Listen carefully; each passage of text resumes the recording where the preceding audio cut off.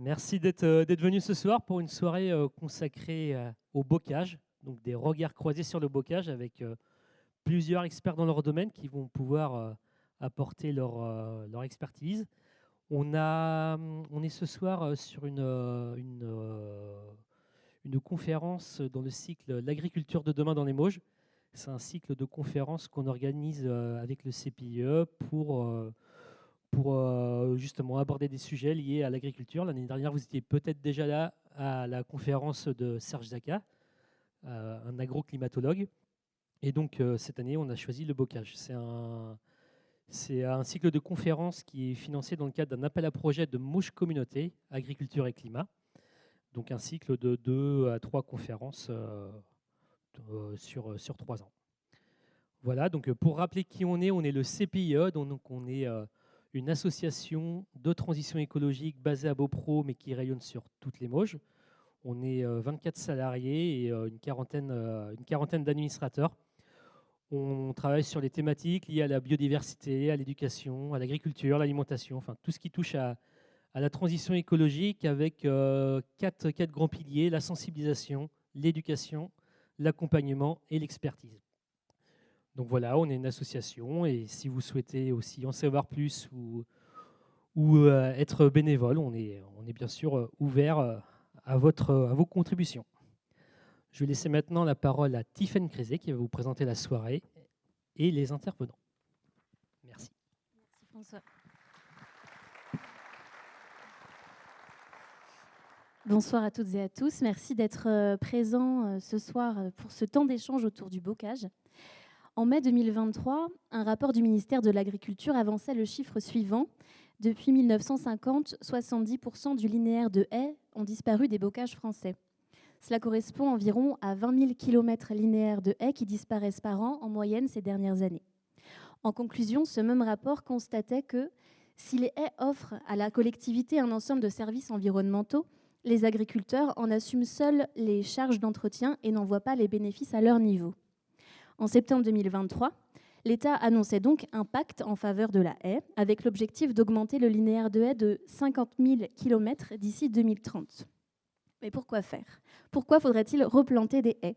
Depuis quand existent-elles d'ailleurs et à quoi servaient-elles à l'origine ? Pour les agriculteurs et les agricultrices, quel est l'intérêt d'entretenir ou de replanter des haies et quelles sont les contraintes que cela leur impose au quotidien ?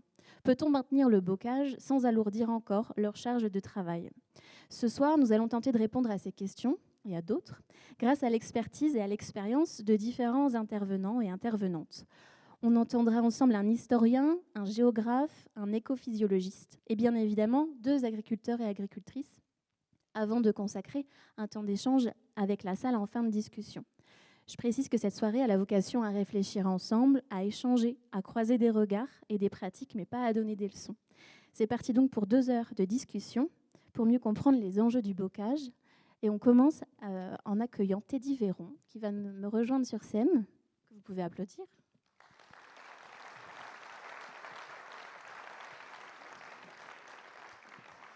Teddy, bonsoir. Tu peux prendre un micro.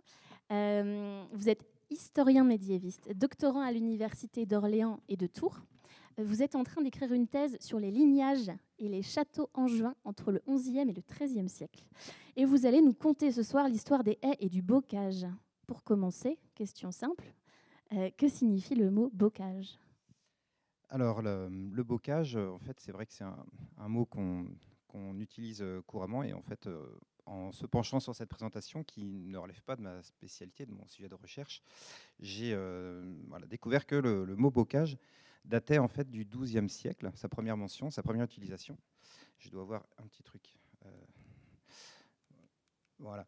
En fait, c'est dans un poème, un roman d'un poète normand qui s'appelle Wass, qui est le premier. C'est la première fois que le mot bocage apparaît.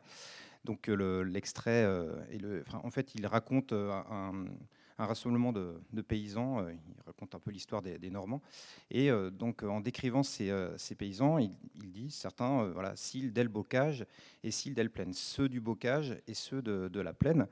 Donc, on découvre en fait que le mot bocage s'oppose à celui de plaine. La plaine s'entend comme un paysage ouvert, en fait, un paysage sans haies, justement, et le bocage plutôt comme un paysage boisé, mais pas comme un paysage de champs entourés par des haies comme on l'entend aujourd'hui. En fait, le mot bocage, au départ, a le sens de pays boisé. Et c'est ce qu'on trouve, par exemple, dans les premiers dictionnaires qu'on peut consulter en ligne, pour ceux qui remontent notamment au XVIIe ou au XIXe siècle. Et en même temps, c'est normal, puisque bocage vient du latin boscus, qui veut dire bois. Alors, je suis allé trop vite. Hop. Donc, par exemple, si on regarde le dictionnaire de Furetière, on est au XVIIe siècle, la définition de bocage, ça veut dire tout simplement petit bois. Larousse, 19e, le bocage pour lui c'est un petit bois ou un lieu agréablement ombragé. Et en fait, il faut attendre le XXe siècle pour qu'on ait le sens actuel du mot bocage, à savoir un type de paysage caractéristique de l'ouest de la France formé de prés enclos par des levées de terre plantées d'arbres. Et donc le concept de bocage tel qu'on l'entend aujourd'hui, il est finalement assez récent. Et donc pour faire l'histoire du bocage, il faut en fait essayer de retracer l'histoire des haies. Et c'est par les mentions de haies qu'on va pouvoir retracer l'histoire du bocage. Et alors, elles remontent à quand, ces mentions de haies, justement? Alors les haies, en fait, les premières mentions, ça remonte au IXe siècle. Donc on est sous les Carolingiens, avec notamment un édit qui est très célèbre, qui est l'édit de Pitre de Charles Chauve, qui en fait interdit, qui demande qui demande la destruction de tous les châteaux, fortifications ou haies construits sans son autorisation. Donc les haies sont associées aux châteaux et aux fortifications. Ça veut dire qu'elles sont conçues comme un élément défensif, en fait. Et les premières haies, les premières mentions de haies ont ce rôle défensif. C'est-à-dire qu'en fait, ce sont des reliques forestières, c'est-à-dire des portions boisées qu'on laisse volontairement lors des défrichements pour constituer une barrière défensive avec un intérêt militaire relatif, mais quand même bien réel. On a quelques exemples autour d'Angers, donc à l'ouest d'Angers, notamment dans l'ancienne forêt des Échats. On a un acte du XIIe siècle qui précise assez bien à quoi servait cette haie et quelle taille elle faisait. Donc c'était une haie qui faisait une 60aine de mètres de large. Donc on est vraiment très très loin des haies bocagères d'aujourd'hui. Donc ce sont des haies défensives avant tout, pour commencer. Alors cette fonction défensive, elle apparaît aussi à une échelle plus petite, plus modeste, c'est-à-dire à l'échelle, par exemple, de ce qu'on appelle des plessis, terme qu'on trouve beaucoup dans la toponymie angevine, qui vient du latin plaxitium, qui veut dire, qui renvoie à une pratique, le plessage, qui consiste à entrelacer les végétaux de manière à constituer un mur végétal qui peut être tout à fait solide si il est constitué de végétaux vivants et même d'arbres. Et donc là, on n'est plus sur des reliques forestières, on est vraiment dans des haies construites. Et donc c'est un autre usage de la haie, des haies défensives aussi, mais destinées à protéger donc, des intérêts humains. Alors ces haies sont entretenues aussi, elles pouvaient être renforcées de pieux ou de branches coupées, elles pouvaient être aussi complantées d'épines, hein. Le but c'était vraiment de fermer, de verrouiller le passage. Et donc dans ces cas-là, on parle de haies mixtes, parce qu'en fait, on a à la fois une haie vive et une haie sèche, c'est-à-dire qui peut être composée de bois coupé. Alors pour les premières mentions de Plessis, je vous ai mis quelques extraits d'un acte du milieu du XIe siècle, qui mentionne en fait les Plessis qui entouraient l'église de la chapelle du Genêt, celle d'Andrezé. On a aussi des mentions pour la chapelle Aubry. Donc en fait, il faut plutôt imaginer des villages qui étaient entourés non pas d'un mur ou d'une palissade, mais d'une haie, qui mélangeait des végétaux vivants et renforcés de pièces de bois et de branches mortes, épineuses principalement.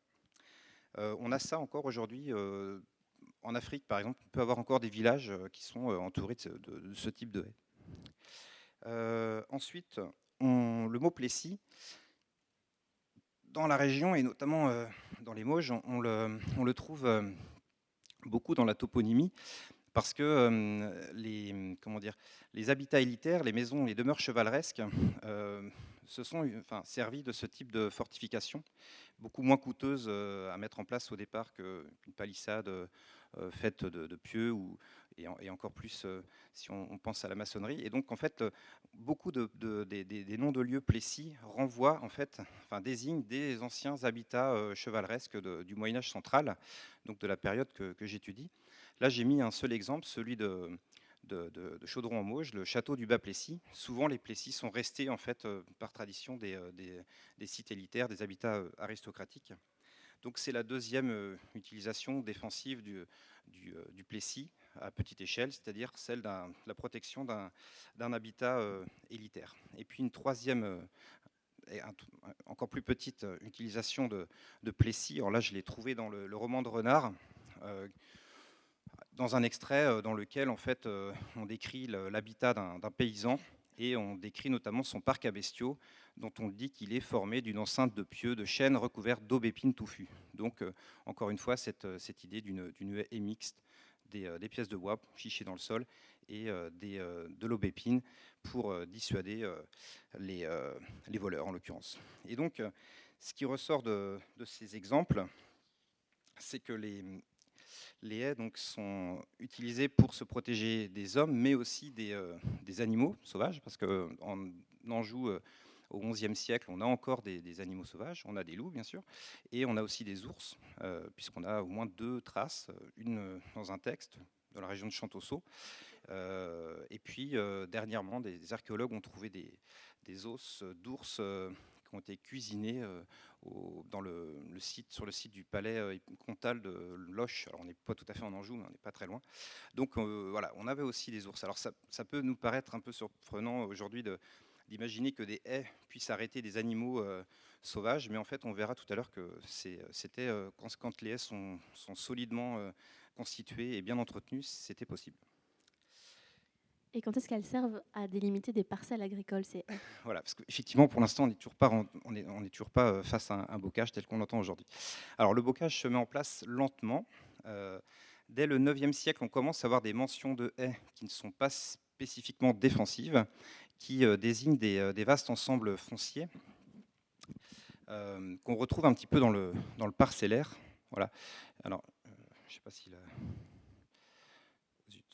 c'est pas ça.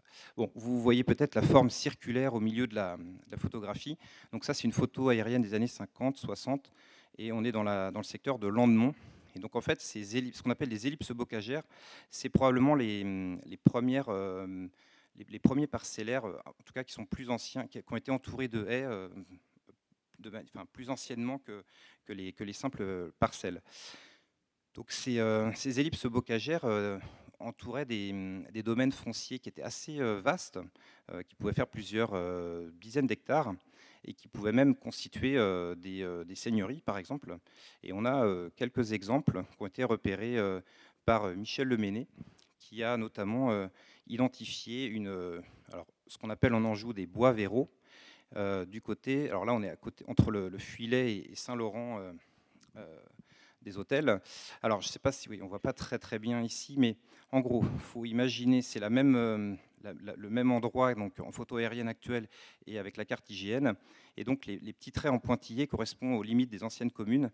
Et en fait, ces limites sont... sur ces limites, on a encore aujourd'hui une haie assez épaisse qui... Michel Lemesnay a fait sa thèse il y a déjà quelques dizaines d'années, mais il avait repéré des restes de plessage dans ces haies et on est à la limite en fait de la seigneurie de Champtoceau. Je l'ai zoomé un petit peu sur une... Voilà, pardon, trop vite. Voilà, la partie que j'ai encadrée là, c'est la haie qui se trouve exactement sur la limite entre les deux communes et dont on peut considérer qu'elle est un reste de ces haies qui servaient à délimiter les grands ensembles fonciers. Donc là, en fait, on est sur des haies qui servent à matérialiser des limites, et donc on est plutôt sur une fonction juridique qu'agraire. Et d'ailleurs, Michel Lemesnay a écrit dans son ouvrage que la clôture, donc la haie, ne résultait pas exclusivement du désir de protection, mais elle matérialisait aussi la prise de possession. Donc la haie a une deuxième dimension après la protection, c'est la possession, la délimitation pour mieux s'approprier. Et voilà, donc c'est un deuxième usage des haies qui dessine de grands ensembles. Alors on n'est pas encore dans le parcellaire bocager, puisque à l'intérieur de ces grands ensembles entourés par des haies, les parcelles n'étaient pas elles-mêmes entourées par des haies. Donc, mais on progresse. À partir du XIe, XIIe siècle, on commence à trouver des mentions de haies qui délimitent des parcelles, cette fois, notamment dans 2 cas de figure, la vigne et les prairies humides. Alors pour la vigne, il y a un exemple très célèbre,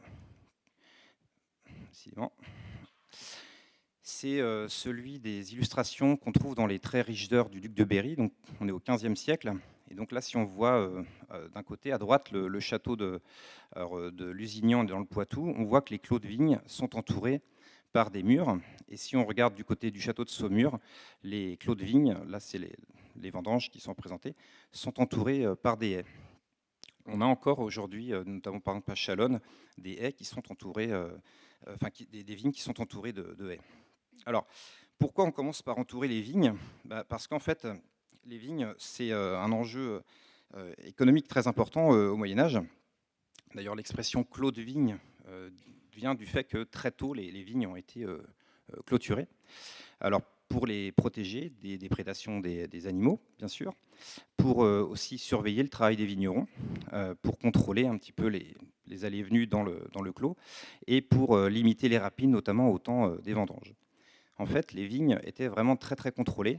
On n'avait pas le droit, par exemple, d'y pénétrer avant les publications du banc de vendange, et tous les vignerons étaient tenus de vendanger en même temps à la date choisie par le seigneur. Et donc les haies permettaient de réguler l'activité, d'éviter que des gens n'y entrent sans qu'ils en aient le droit. À partir du XIIe, on a un deuxième cas de figure où on trouve des haies, c'est le cas des prairies humides. Notamment des champs qui se trouvent en bordure de cours d'eau. En Anjou, on en a quelques-uns du côté par exemple, du Loir, de l'Aubance ou de l'Authion. On a des mentions dès le début du XIIe où on a notamment des religieux qui demandent l'autorisation de planter des haies sur ces prairies-là. Et donc là, on peut comprendre l'objectif. C'est parce que les haies sont toujours accompagnées de fossés et sont toujours plantées sur des talus. Et donc l'idée, c'était de drainer en fait ces champs humides. Et donc les premiers réseaux continus de haies sont apparus dans les prairies des vallées, même si dans les Mauges, on n'en a pas beaucoup. On va plutôt en trouver du côté du Saumurois. J'ai un exemple à vous montrer. Hop. Alors, c'est un acte des archives départementales qui date de 1221 et dans lequel le seigneur de Montsoreau autorise les moines de l'abbaye du Louroux à prélever de l'épine et de l'aubépine pour clôturer leur prairie. J'ai extrait la partie de l'acte qui le mentionne et vous trouvez la transcription sous la photo. Donc, spinam, albam spinam, donc épine et aubépine, et plus loin, closaram pratorum, donc pour clore les prés. Ce qui est intéressant avec cet exemple, c'est que tous ces lieux-dits existent encore. Donc on a Bonnevaux, là, Bonnet-Valis, et Chapille, qu'on peut trouver sur la carte IGN encore aujourd'hui. Donc aujourd'hui, ça s'appelle Le Chapis, c'est à peu près au sud de cette carte. Alors, comment on peut expliquer le fait que, pour l'instant, les haies se limitent finalement à 2 cas de figure qui ne sont pas très répandus, donc les vignes et les prés humides. En fait, il faut savoir que le droit, à l'époque médiévale, repose sur la coutume, et les coutumes sont des textes qui sont mis par écrit au cours du Moyen-Âge et qui, en fait, figent un petit peu les pratiques telles qu'elles étaient en vigueur dans les siècles précédents. Et selon les coutumes, il est interdit aux paysans de planter des haies, tout simplement parce que, comme on l'a dit, c'est un symbole d'appropriation. Et donc le seigneur, le propriétaire, voulait garder la main, symboliquement au moins, sur le terroir, quoi. Et donc les paysans pouvaient délimiter leurs parcelles par des piquets ou par des bornes. On en a des exemples dans nos cartulaires du XIe siècle, mais ils n'avaient pas le droit de planter des haies, en tout cas pas des haies définitives. Alors parfois, ils pouvaient demander l'autorisation pour disposer des sortes de haies provisoires, le temps, par exemple, que le blé était debout. On a un exemple à côté de Laval, la dame d'Olivet, qui autorise ses métayers à prélever du bois dans ses forêts. Mais voilà, c'est temporaire, c'est-à-dire que c'est destiné à être enlevé dès la récolte. En Vendée, à la même époque, donc on est au XIVe siècle, on utilise des fagots d'épines pour délimiter et pour protéger surtout les récoltes peu avant de les récolter. Ça posait parfois des litiges, hein. Par exemple, on a un exemple à Gonore, sur la commune aujourd'hui de Valenjou, 1397. Les paysans se plaignent parce que le seigneur du coin a choisi de laisser toutes ces terres environnantes sous forme de garennes, c'est-à-dire pour sa chasse, pour lui permettre de chasser. Et donc les paysans voient leur récolte près des garennes dévorées par les lapins. Et il aurait précisé qu'il aurait interdit de clore ces terres de haies, de palisse et autrement, c'est-à-dire qu'ils n'ont pas le droit de les protéger en réalité. Donc, pendant tout le Moyen-Âge, finalement, le bocage tel qu'on le connaît aujourd'hui n'existe pas. Le maillage est très très lâche et la haie était plutôt l'exception que la norme. J'ai le mauvais rôle, j'ai le rôle de la montre aussi ce soir, Teddy. Et du coup, il va falloir qu'on passe du Moyen-Âge à la Révolution et à aujourd'hui assez rapidement. Est-ce que c'est possible de faire un voyage dans le temps?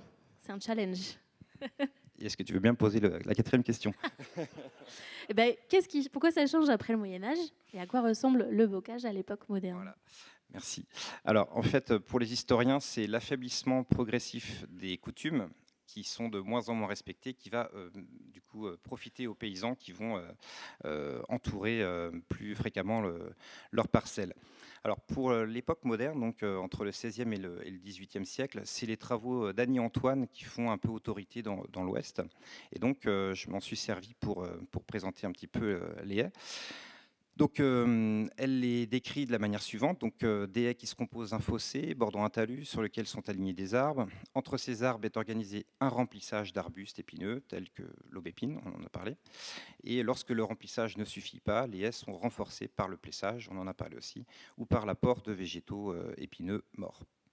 Ce qui est intéressant, c'est que aujourd'hui, on a plutôt l'impression que les haies servent à clôturer les pâtures pour empêcher les animaux de sortir. En réalité, le bocage servait plutôt à empêcher les animaux d'entrer dans les parcelles qui étaient cultivées, et pas l'inverse. Et d'ailleurs, c'est cette coexistence entre élevage et culture qui explique pourquoi on a autant de haies dans l'ouest de la France. L'ouest, c'est une région d'élevage, mais la nécessité alimentaire faisait qu'on était obligé de cultiver aussi. Et donc, c'est cette séparation de l'espace qui explique aussi pourquoi on a autant de haies.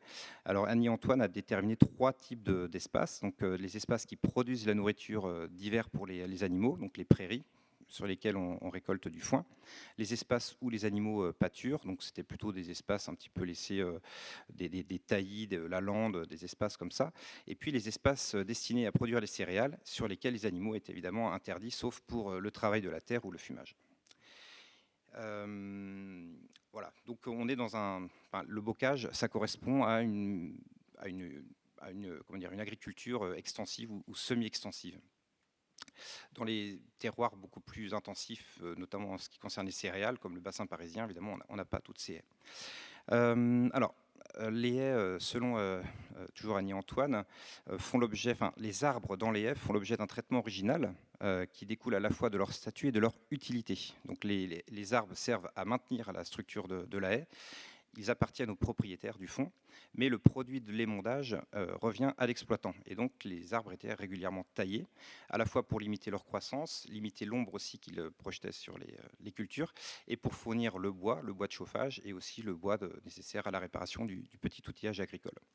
Et une dernière caractéristique du bocage de l'Ouest, c'est d'avoir des arbres complantés, donc surtout des arbres fruitiers, pommiers, poiriers, châtaigniers, merisiers. On peut aussi trouver des arbres avec des propriétés spécifiques. Par exemple, on sait que le cormier, qui est un bois très dur, était très utilisé pour faire les dents des engrenages des moulins. Et donc, les paysans meuniers plantaient des cormiers dans les haies qui entouraient leur moulin pour être sûr de ne jamais manquer de ce bois qui leur était très précieux. Et qu'est-ce qui change après la Révolution, du coup? Alors, le bocage atteint son paroxysme après la Révolution avec le partage des communaux. Donc les communaux, c'était ces champs, ces terres qui étaient gérées en commun par la communauté et qui donc n'étaient pas clôturées. Avec le partage des communaux, finalement, chaque paysan va pouvoir clôturer sa nouvelle parcelle et c'est ainsi qu'on atteint la densité la plus importante de haies donc, au XIXe siècle. Donc une époque sur laquelle on a beaucoup plus d'informations, de sources, et des sources beaucoup plus variées. Donc j'ai pas le temps évidemment de toutes les présenter, mais je cite quand même l'exemple du roman d'Émile Guillaumin qui s'appelle Vie d'un simple, qui a été en lice pour le prix Goncourt en 1904. Alors Émile Guillaumin, c'est un paysan romancier, c'est-à-dire vraiment quelqu'un qui d'abord est un paysan, qui a travaillé toute sa vie en tant que paysan et qui a écrit ce roman et donc qui est très fidèle à ce que pouvaient connaître les paysans du 19e siècle et du début du 20e siècle. Et il y a un des passages qui est particulièrement intéressant et même poignant, c'est quand il raconte en fait que après 30 ans dans la même ferme, il a été expulsé par le propriétaire. Décision qui relève du simple bon vouloir du propriétaire qui considère qu'au bout d'un moment il faut quand même faire tourner parce que sinon les métayers se sentent chez eux et finalement plus que la maison ou les champs, les pages les plus émouvantes finalement portent sur les haies en fait que le métayer avait patiemment taillé, qu'il avait complanté, qu'il avait greffé, qu'il avait presque on pourrait dire jardiné de manière à lui apporter tous ses bienfaits et c'est finalement ça qu'il a eu le plus de mal à quitter.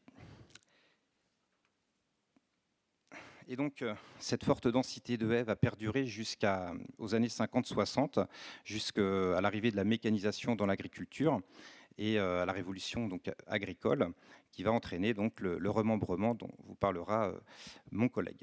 Et donc, pour conclure, l'histoire des haies, c'est une histoire sociale, c'est l'histoire de la conquête par les paysans du droit à entourer leurs parcelles de ces fameuses haies. C'est aussi intéressant de constater que les trois vertus anciennes, traditionnelles des haies, à savoir protéger les personnes, protéger les biens, protéger les animaux, délimiter juridiquement, contrôler l'espace et produire du bois ou de la nourriture, c'est toujours d'actualité. Je vous ai donc sélectionné quelques illustrations. Donc ça, ce sont des haies en Afrique qui sont destinées à empêcher les éléphants. Donc, tout à l'heure, on parlait des ours. Donc on voit que les haies sont encore utilisées. Ça, c'est un autre exemple plus proche de nous, puisqu'on est dans la Meuse. C'est une association qui envisage donc de recourir aux haies pour préserver les troupeaux des loups qui ont fait aussi leur apparition dans ce département. Et puis, ça, c'est un article du Monde qui parlait il y a quelques semaines du renouveau de la châtaigne comme complément de revenus pour des agriculteurs, notamment dans les Mauges et en Vendée. Voilà. Et donc, ces missions traditionnelles des haies perdurent encore aujourd'hui. Et maintenant, elles se doublent d'autres missions qui vous seront présentées par mes camarades dans quelques instants. Voilà pour la bibliographie. Je vous remercie. Merci beaucoup, Teddy Véron.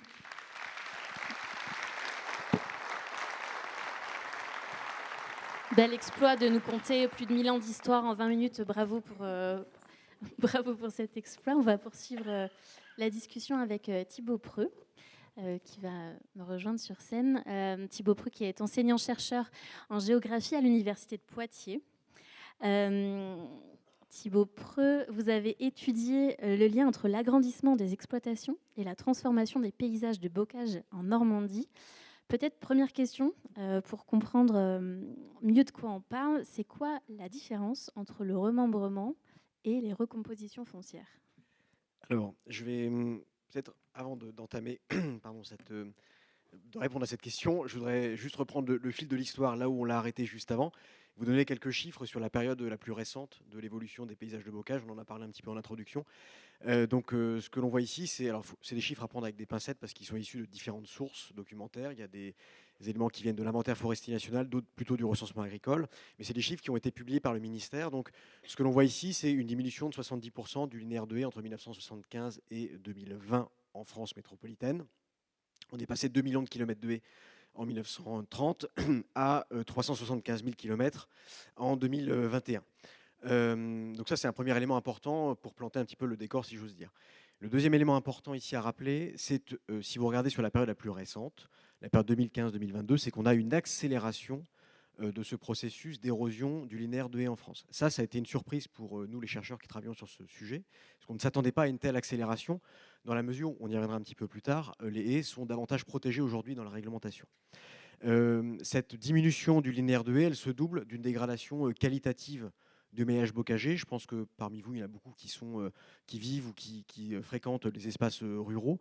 On a des haies qui sont de moins en moins continues. On a sur ces quelques photos des illustrations de cette discontinuité du bocage. On a des haies qui sont discontinues, qui présentent parfois un nombre réduit de strates. On sait qu'une haie, normalement, c'est composé de 3 strates, une strate arborée, arbustive et herbacée. Donc parfois, on n'a plus qu'une seule strate qui est maintenue sur l'espace. Alors ça, c'est pour planter un petit peu le décor. Et après, donc, comment est-ce qu'on explique cette transformation des paysages? Alors effectivement, le schéma classique, c'est de dire que c'est de la faute du remembrement. Alors qu'est-ce que c'est qu'un remembrement? En fait, le remembrement, ce n'est pas du tout au départ pensé comme quelque chose, comme un outil d'aménagement du paysage. C'est d'abord un outil de recomposition foncière de l'espace. C'est-à-dire, l'idée, c'est de regrouper des parcellaires qui ont été explosés, éclatés par les héritages successifs, notamment au début du XXe siècle. Donc l'idée des remembrements, c'est vraiment une opération de foncier, d'aménagement foncier, où on va essayer de regrouper les parcelles.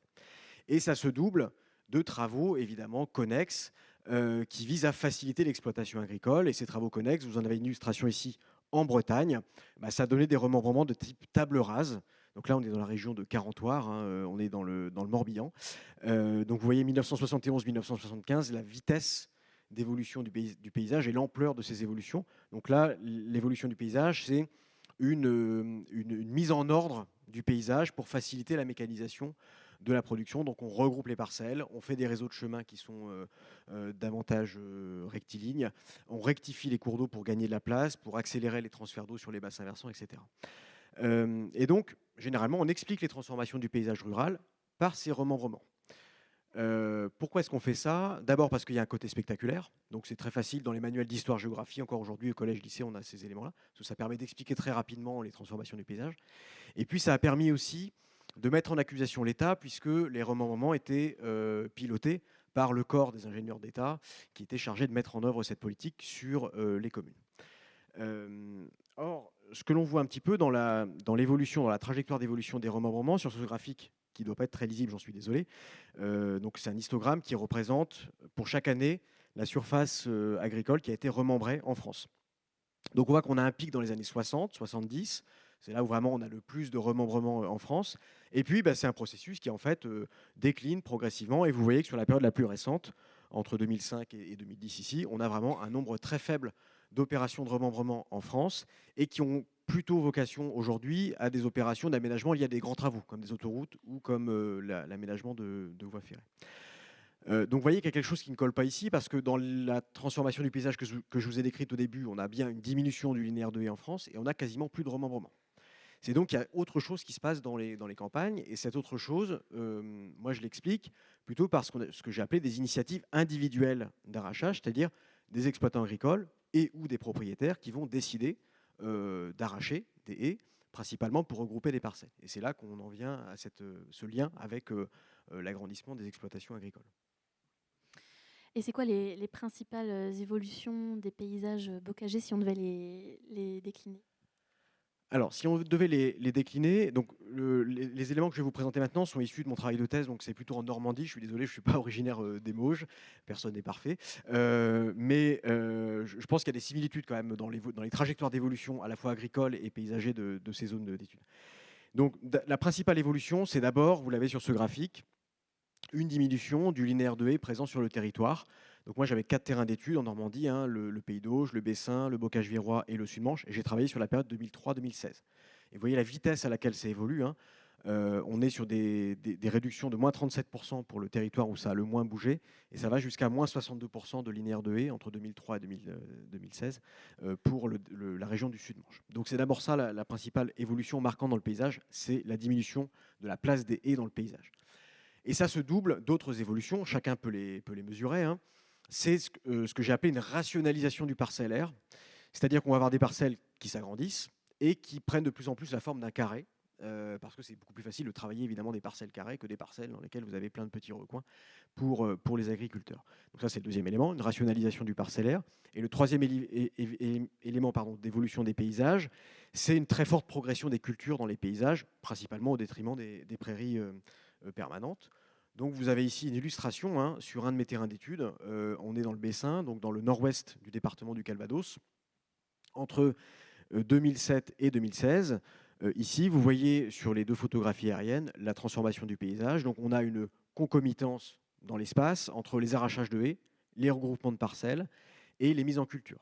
On a vraiment ce triptyque-là qui est très bien visible sur cette diapo.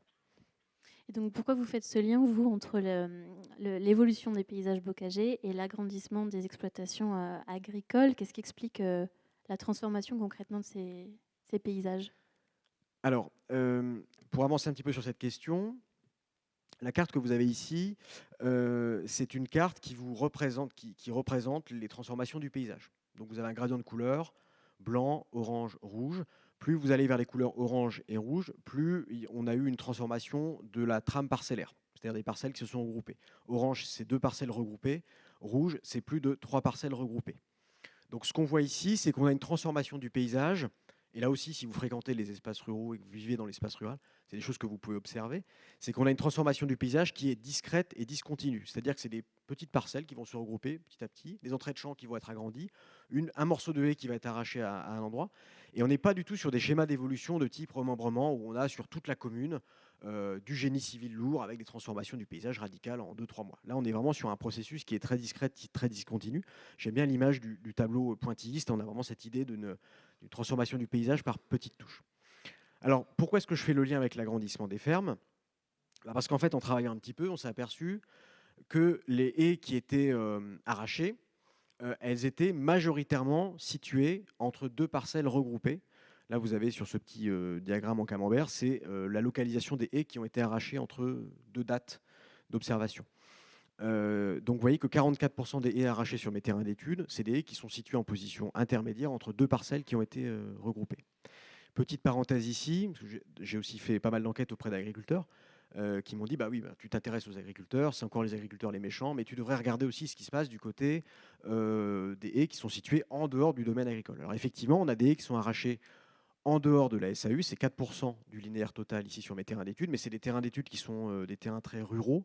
Donc il n'y a pas la dynamique de périurbanisation, ce qu'on appelle l'installation de lotissements dans des villages assez proches des villes, qui peut expliquer aussi des arrachages de haies. Donc on peut imaginer que dans d'autres secteurs, on est au-delà de 4%. Oui, du coup. on peut tout à fait faire cette hypothèse. Moi, mes terrains étaient vraiment très ruraux, donc on peut imaginer que dans des zones qui sont proches de métropoles ou proches de villes moyennes, on va avoir un phénomène de transformation du paysage qui va être aussi guidé par ces logiques résidentielles et pas uniquement des logiques agricoles. Alors, pourquoi le lien avec l'agrandissement des fermes? Alors, je vais vous donner un exemple, peut-être pour commencer. Ça, c'est un agriculteur que j'ai pu enquêter dans le cadre de ma thèse. Donc, sur l'orthophotoplan à gauche, la photographie aérienne qui est à gauche, on est en 2007. Et la ferme que j'ai enquêtée, vous voyez, elle est vraiment en bas à gauche de l'écran. On voit le siège d'exploitation. Et c'est un exploitant qui avait une cinquantaine d'hectares groupés autour de sa ferme. Et vous voyez qu'entre les deux dates, sa ferme a été reprise. Il part en retraite, il n'a pas de repreneur. Sa ferme est reprise par un agriculteur qui est situé à 5 km de là, qui est un agriculteur qui fait plutôt des céréales. Lui faisait plutôt l'élevage laitier. Et là, vous voyez que l'agrandissement de sa ferme, le fait que son exploitation ne soit pas reprise, c'est accompagné d'une transformation radicale du paysage, avec des regroupements de parcelles, avec des mises en culture et avec une rationalisation de la trame parcellaire. Alors, pourquoi je fais ce lien toujours avec l'agrandissement? Donc là, je vous montre un exemple. Sur ce document ici, on a réussi à faire le lien entre la trajectoire foncière des parcelles agricoles et leur transformation paysagère. C'est-à-dire, on est capable de relier des transformations du paysage à une évolution de qui exploite la terre. Ce qu'on voit sur ce document ici, c'est que sur la colonne qui est à gauche, sur l'histogramme qui est à gauche, les parcelles qui font l'objet d'un transfert foncier, c'est-à-dire qui changent d'exploitant, ont une probabilité 10 fois plus élevée de voir leur morphologie transformée, c'est-à-dire de s'agrandir, d'être modifiée, que les parcelles qui restent dans des exploitations stables, qui ne changent pas de main.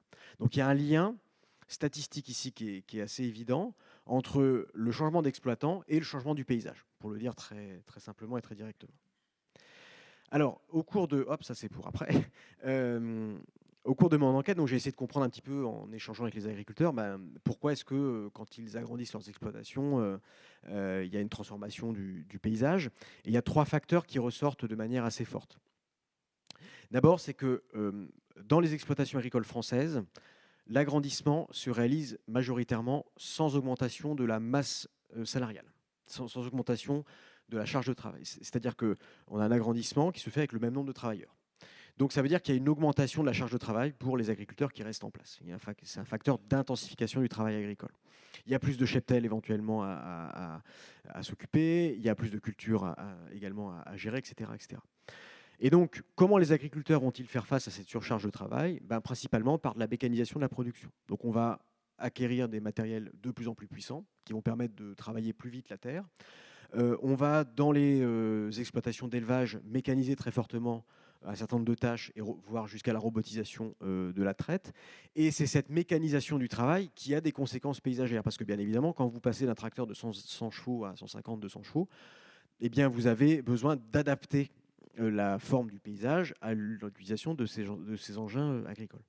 Et le troisième élément important, c'est que comme il y a une surcharge de travail, il y a un certain nombre de travaux que l'on ne va plus réaliser ou qu'on va externaliser.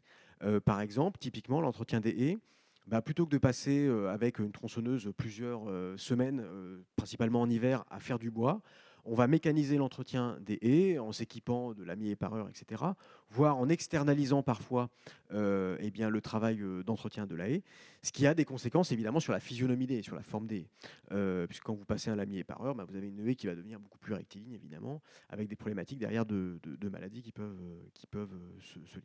Donc ce processus d'agrandissement, il est vraiment directement connecté avec cette question de la transformation du paysage. Et la transformation du paysage, elle a quelles conséquences? Alors, cette transformation du paysage, alors je termine juste sur ce point qui est important, et c'est là où on voit si tout le monde est encore bien réveillé. Toujours sur cette question de l'agrandissement, sur ce document, ce qui est représenté, c'est une matrice de transfert foncier.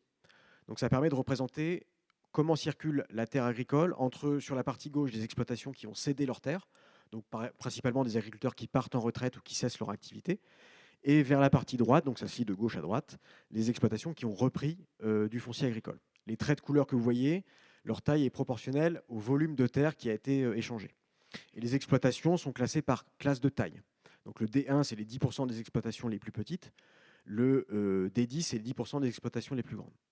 Que montre ce document, et c'est en lien avec la question de l'agrandissement, c'est que ce processus d'agrandissement, il est très asymétrique. Il va bénéficier principalement à des exploitations qui sont les plus grandes. Ici, les 10% des exploitations les plus grandes sur mes terrains d'études ont capté 60% de l'ensemble du foncier libéré sur la période. Et là aussi, il y a des conséquences paysagères, on pourra y revenir un petit peu plus tard peut-être dans la discussion, mais les exploitations qui sont les plus grandes ici sont aussi celles qui ont des pratiques le plus souvent les plus intensives en matière de gestion de l'espace. Alors, pour en revenir à votre question, celle-là, je passe parce que là, je pense qu'on va perdre vraiment tout le monde. Donc, quelles sont les conséquences de ces transformations du paysage? Elles sont multiples. Alors, moi, je ne suis pas spécialiste de toutes ces questions, mais je vais prendre quelques exemples. Simplement, les haies, elles remplissent plusieurs fonctions. C'est ce qu'on appelle la multifonctionnalité des haies. Elles vont avoir des fonctions climatiques. Lorsqu'elles sont implantées perpendiculairement au sens d'écoulement du vent, elles vont freiner l'écoulement du vent, elles vont protéger les cultures des vents, notamment les vents les plus frais.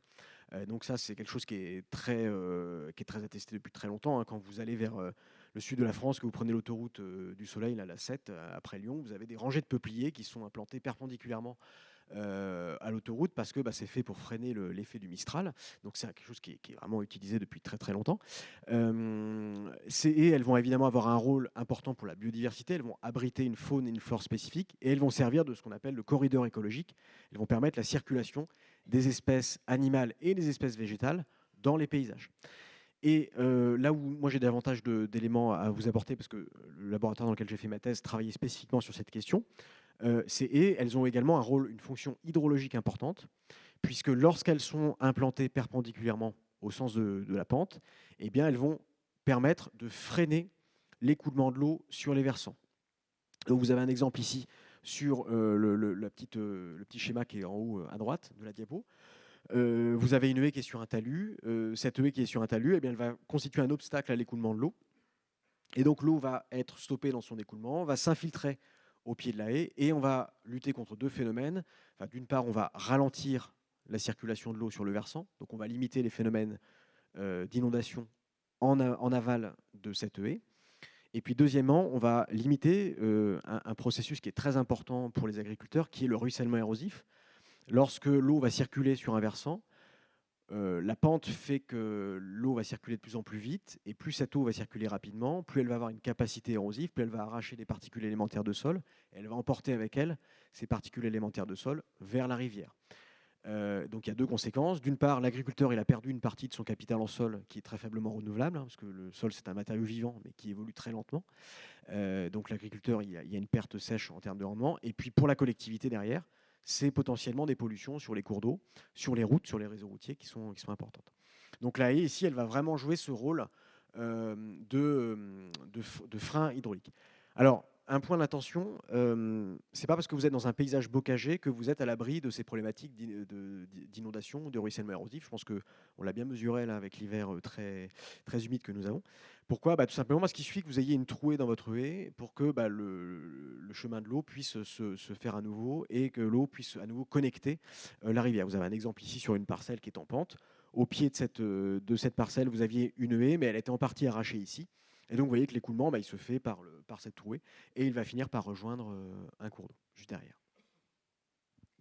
Merci beaucoup Thibaut Preux. On vous retrouve tout à l'heure pour la table ronde. Merci. Avec plaisir. Merci. Et on va accueillir désormais Sylvain Delzon, qui est écophysiologiste, qui étudie la physiologie des plantes pour comprendre leur écologie autour de 3 grandes thématiques. Les réponses des forêts face au changement climatique, l'adaptation des plantes face à la sécheresse et comment transférer nos connaissances sur le fonctionnement des écosystèmes forestiers en grande culture. Sylvain Delzon, on va comprendre avec vous comment les forêts peuvent faire face au changement climatique.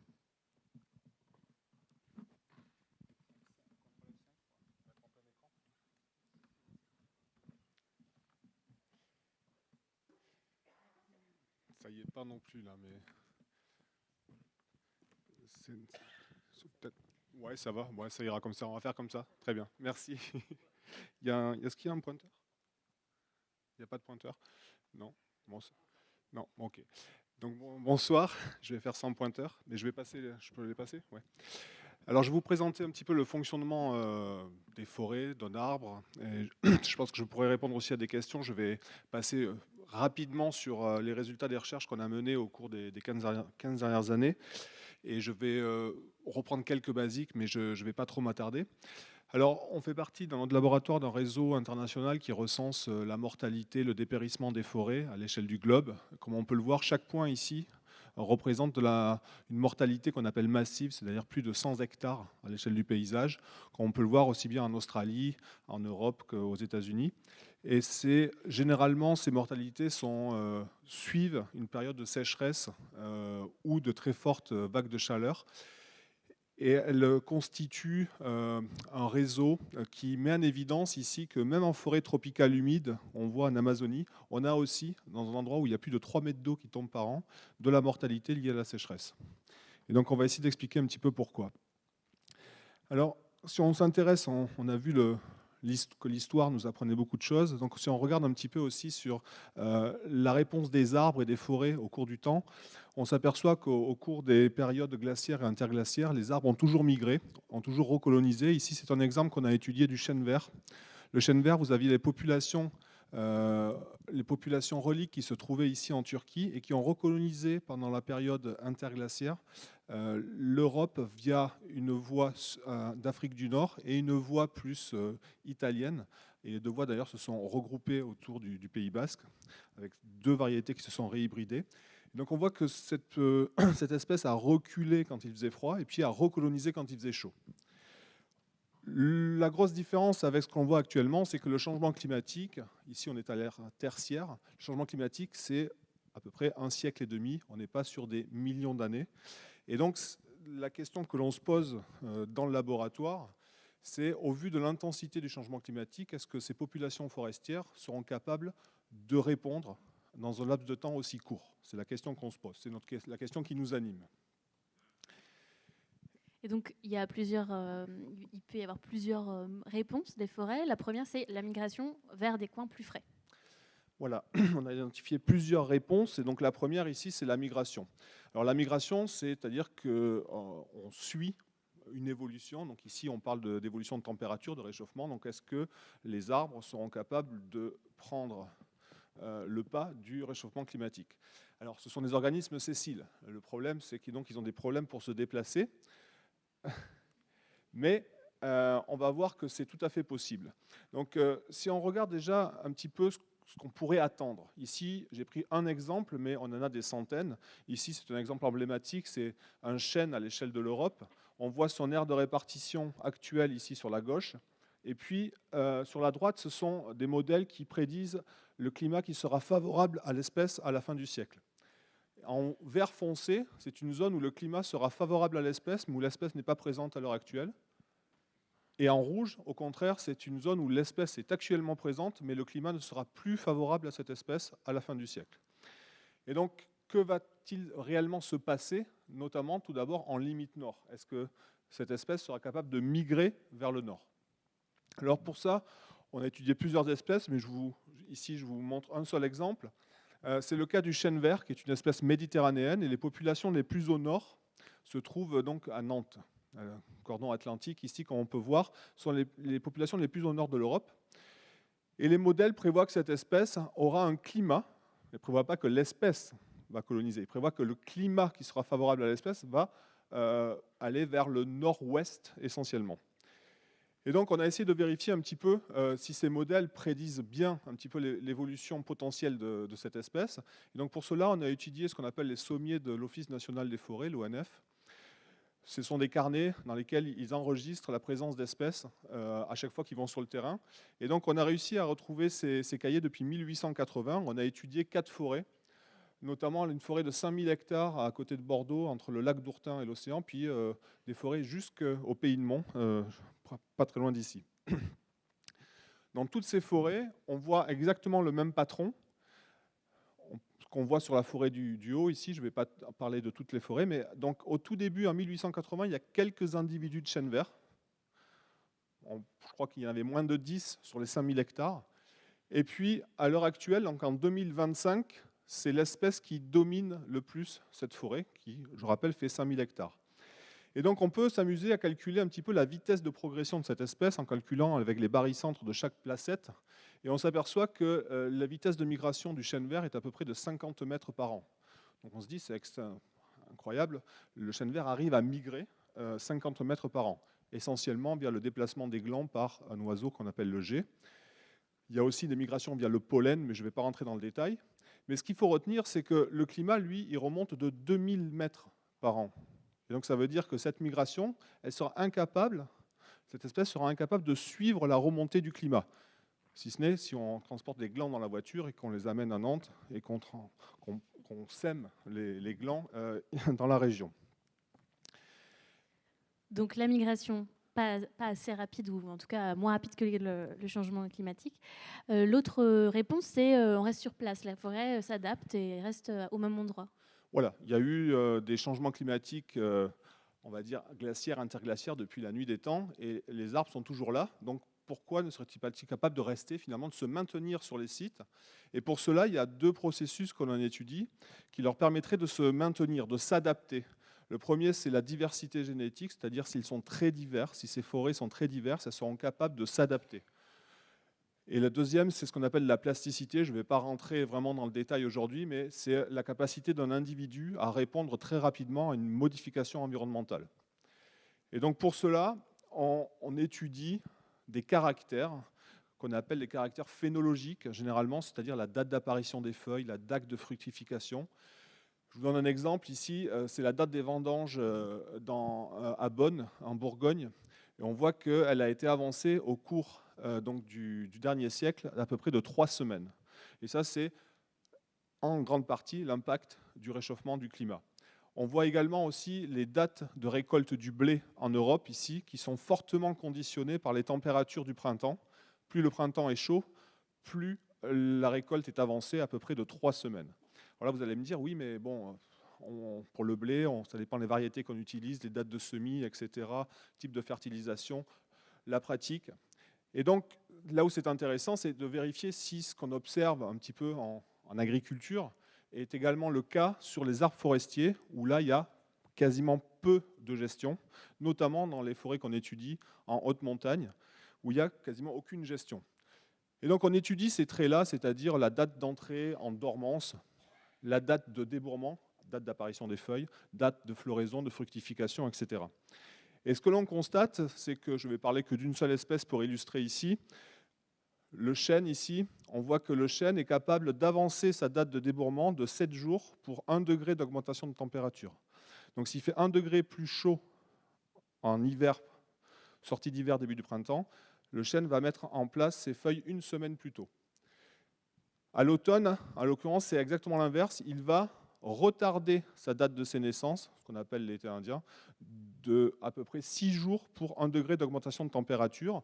Et donc, il est capable d'allonger sa saison de croissance de 13 jours pour 1 degré d'augmentation de température. Donc, on montre que ces espèces sont capables de répondre quasiment instantanément à un changement de température, ce qui pourrait leur permettre de s'adapter au réchauffement climatique. Et donc, pour cela, on a transplanté ces espèces. Donc ces populations, ici, on a travaillé majoritairement sur du chêne et du hêtre.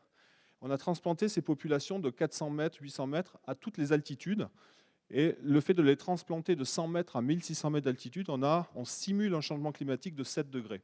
Et donc on peut regarder comment ces populations répondent à ce changement. Alors je ne vais pas non plus rentrer dans le détail, mais pour illustrer le résultat, on peut avoir la courbe de réponse de croissance, de survie, de ce qu'on veut, d'un trait donné, en rouge ici, à la température. Et vous voyez qu'il y a un optimum. Et la question c'est, est-ce que la population se trouve juste avant son optimum et est-ce que le changement climatique va la pousser vers son optimum? Ou est-ce que la population elle est déjà au-delà de son optimum et le changement climatique va la pousser vers le dépérissement et la mortalité? Et donc c'est ce qu'on a pu mesurer chez le chêne et le hêtre, notamment le long de gradients latitudinaux et altitudinaux. Ici c'est un gradient dans les Pyrénées. On s'aperçoit que les populations de chêne et de hêtre d'altitude de 800 à 1200 mètres sont en dessous de la ligne rouge, c'est-à-dire qu'elles sont avant leur optimum et le changement climatique va augmenter leur croissance, augmenter leur survie. Par contre, les populations qui se trouvent à 400 mètres et celles qui sont encore plus basses en plaine, elles sont déjà négativement affectées par le changement climatique. Il fait déjà trop chaud par rapport à leur optimum. Et donc, tout réchauffement va les pousser encore plus loin de cet optimum. Et donc la dernière réponse, c'est l'extinction de certaines forêts. Voilà, donc ce qu'on appelle l'extinction locale dans notre jargon, c'est-à-dire une population qui disparaît, parce qu'on ne va pas parler d'extinction d'espèces ici, parce que les aires de répartition de nos espèces en Europe sont très très grands. Et donc la question qu'on se pose, oui, c'est, si je reprends mon schéma, c'est est-ce que dans cette zone rouge ici, où le climat ne sera plus favorable à l'espèce à la fin du siècle, est-ce qu'on constate déjà d'une forte mortalité ? Ou bien est-ce que ces populations-là arrivent à s'adapter de par leur capacité adaptative? Donc ici, on peut prendre une espèce emblématique à cet égard qui est le hêtre commun. Donc cette espèce, on voit que le climat qui sera favorable à l'espèce remonte fortement. Et donc toute la zone grise ici, le climat ne sera plus favorable à l'espèce à la fin du siècle. Et donc, on a travaillé sur plusieurs massifs montagneux, donc notamment ici, à côté de Barcelone, sur le mont Cenis. On constate ici, par une analyse de cartographie et notamment de cartes postales, que le hêtre était présent, mais il y a quelques sujets qui étaient assez loin du sommet en 1920, alors qu'aujourd'hui, la population de hêtre a colonisé l'intégralité du sommet, donc on a bien une remontée altitudinale de cette espèce. Par contre, on est incapable de conclure réellement si c'est lié au changement climatique, à l'arrêt du pâturage, remembrement, etc. Donc ici, ce qu'on peut conclure, c'est ce qu'ils ont conclu dans cet article en anglais, mais c'est bien un changement global qui inclut le changement d'utilisation des terres et le changement climatique, et non pas uniquement le changement climatique.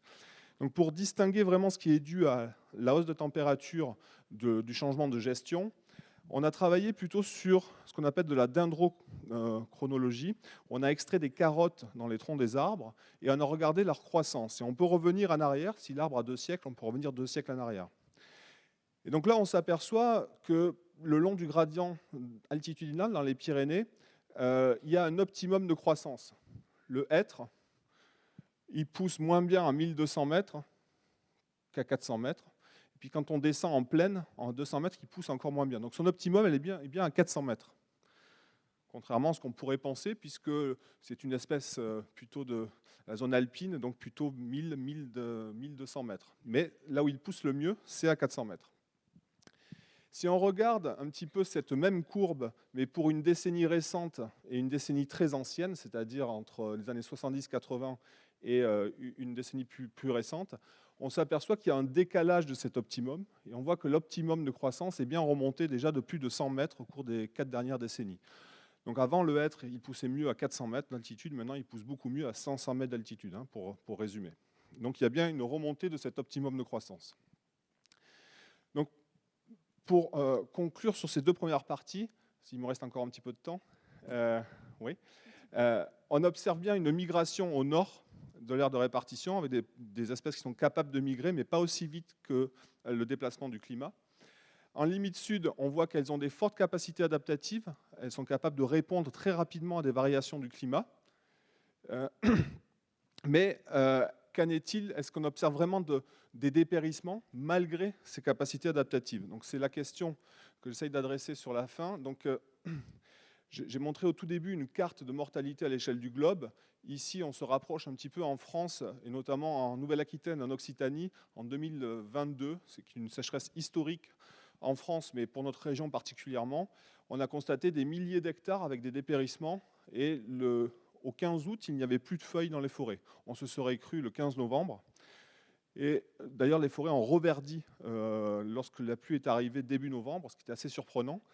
Donc ça a un impact sur, bien sûr, le stockage de carbone, la biodiversité, beaucoup de mortalité observée dans ces forêts-là.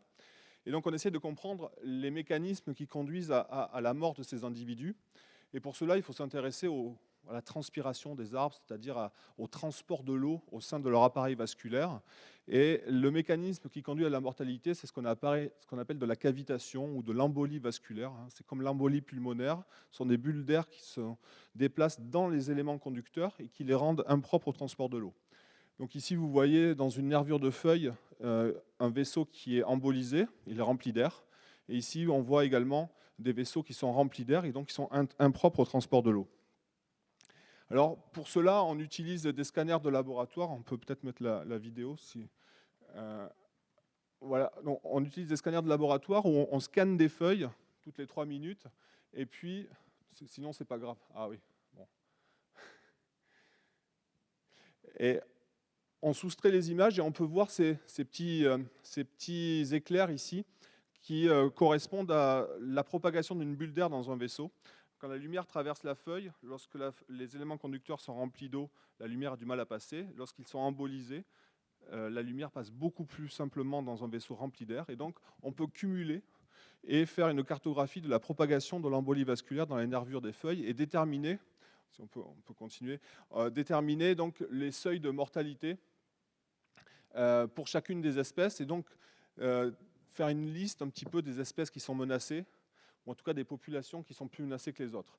On utilise aussi, sur la diapo suivante, c'est moi qui l'ai fait passer, pardon, d'autres technologies à rayon X, comme ici au synchrotron à Paris-Saclay, où on peut scanner à l'intérieur d'un arbre sans le couper. On peut voir à l'intérieur, comme dans un livre finalement, comme un scanner d'hôpital, mais avec une très forte résolution. Tous les points noirs, ce sont les vaisseaux qui sont remplis d'air, qui sont dits embolisés et impropres au transport de l'eau. Et donc, on a fait ça en 2022 sur pas mal de forêts. Donc, je vous donne un exemple ici, dans une forêt du sud de la France, à côté de Bordeaux. Le frêne était embolisé à 45%, ce sont les vaisseaux noirs. Le chêne, lui, était embolisé uniquement à 10%, et le pin maritime, lui, n'avait pas du tout subi d'embolie vasculaire, parce qu'il est beaucoup plus résistant à la sécheresse. Pas aux incendies, c'était la même époque, donc 40 000 hectares sont partis en fumée, mais directement lié à la sécheresse, il n'a pas observé d'affaiblissement. Et donc, on continue d'étudier ces espèces-là, notamment avec des systèmes d'exclusion de pluie. Donc, ce sont des toits amovibles qui se ferment que quand il pleut, pour ne pas modifier le microclimat, juste enlever l'eau sur des plantations en milieu réel, on va dire. Donc, pour conclure sur le fonctionnement un petit peu de ces arbres et de ces forêts, s'il me reste une minute, oui, tout à fait. Donc, les arbres transportent de l'eau via la transpiration. Ça commence en haut de l'arbre et non pas en bas de l'arbre. Il n'y a pas de pompe qui pousse l'eau dans un arbre. C'est bien la transpiration qui fait qu'il y a des feuilles qui perdent de l'eau. Ça crée un gradient de potentiel qui va tirer comme une corde, qui tire la colonne d'eau au niveau du sol et qui crée l'absorption de l'eau. Ce qu'on appelle la théorie de la tension-cohésion. Et donc c'est un système finalement instable. Et quand on tire trop fort sur cette corde, c'est là qu'il y a des bulles d'air qui peuvent apparaître, comme quand on aspire de l'eau dans un verre avec une paille. Si on aspire trop fort, on peut aspirer de l'air.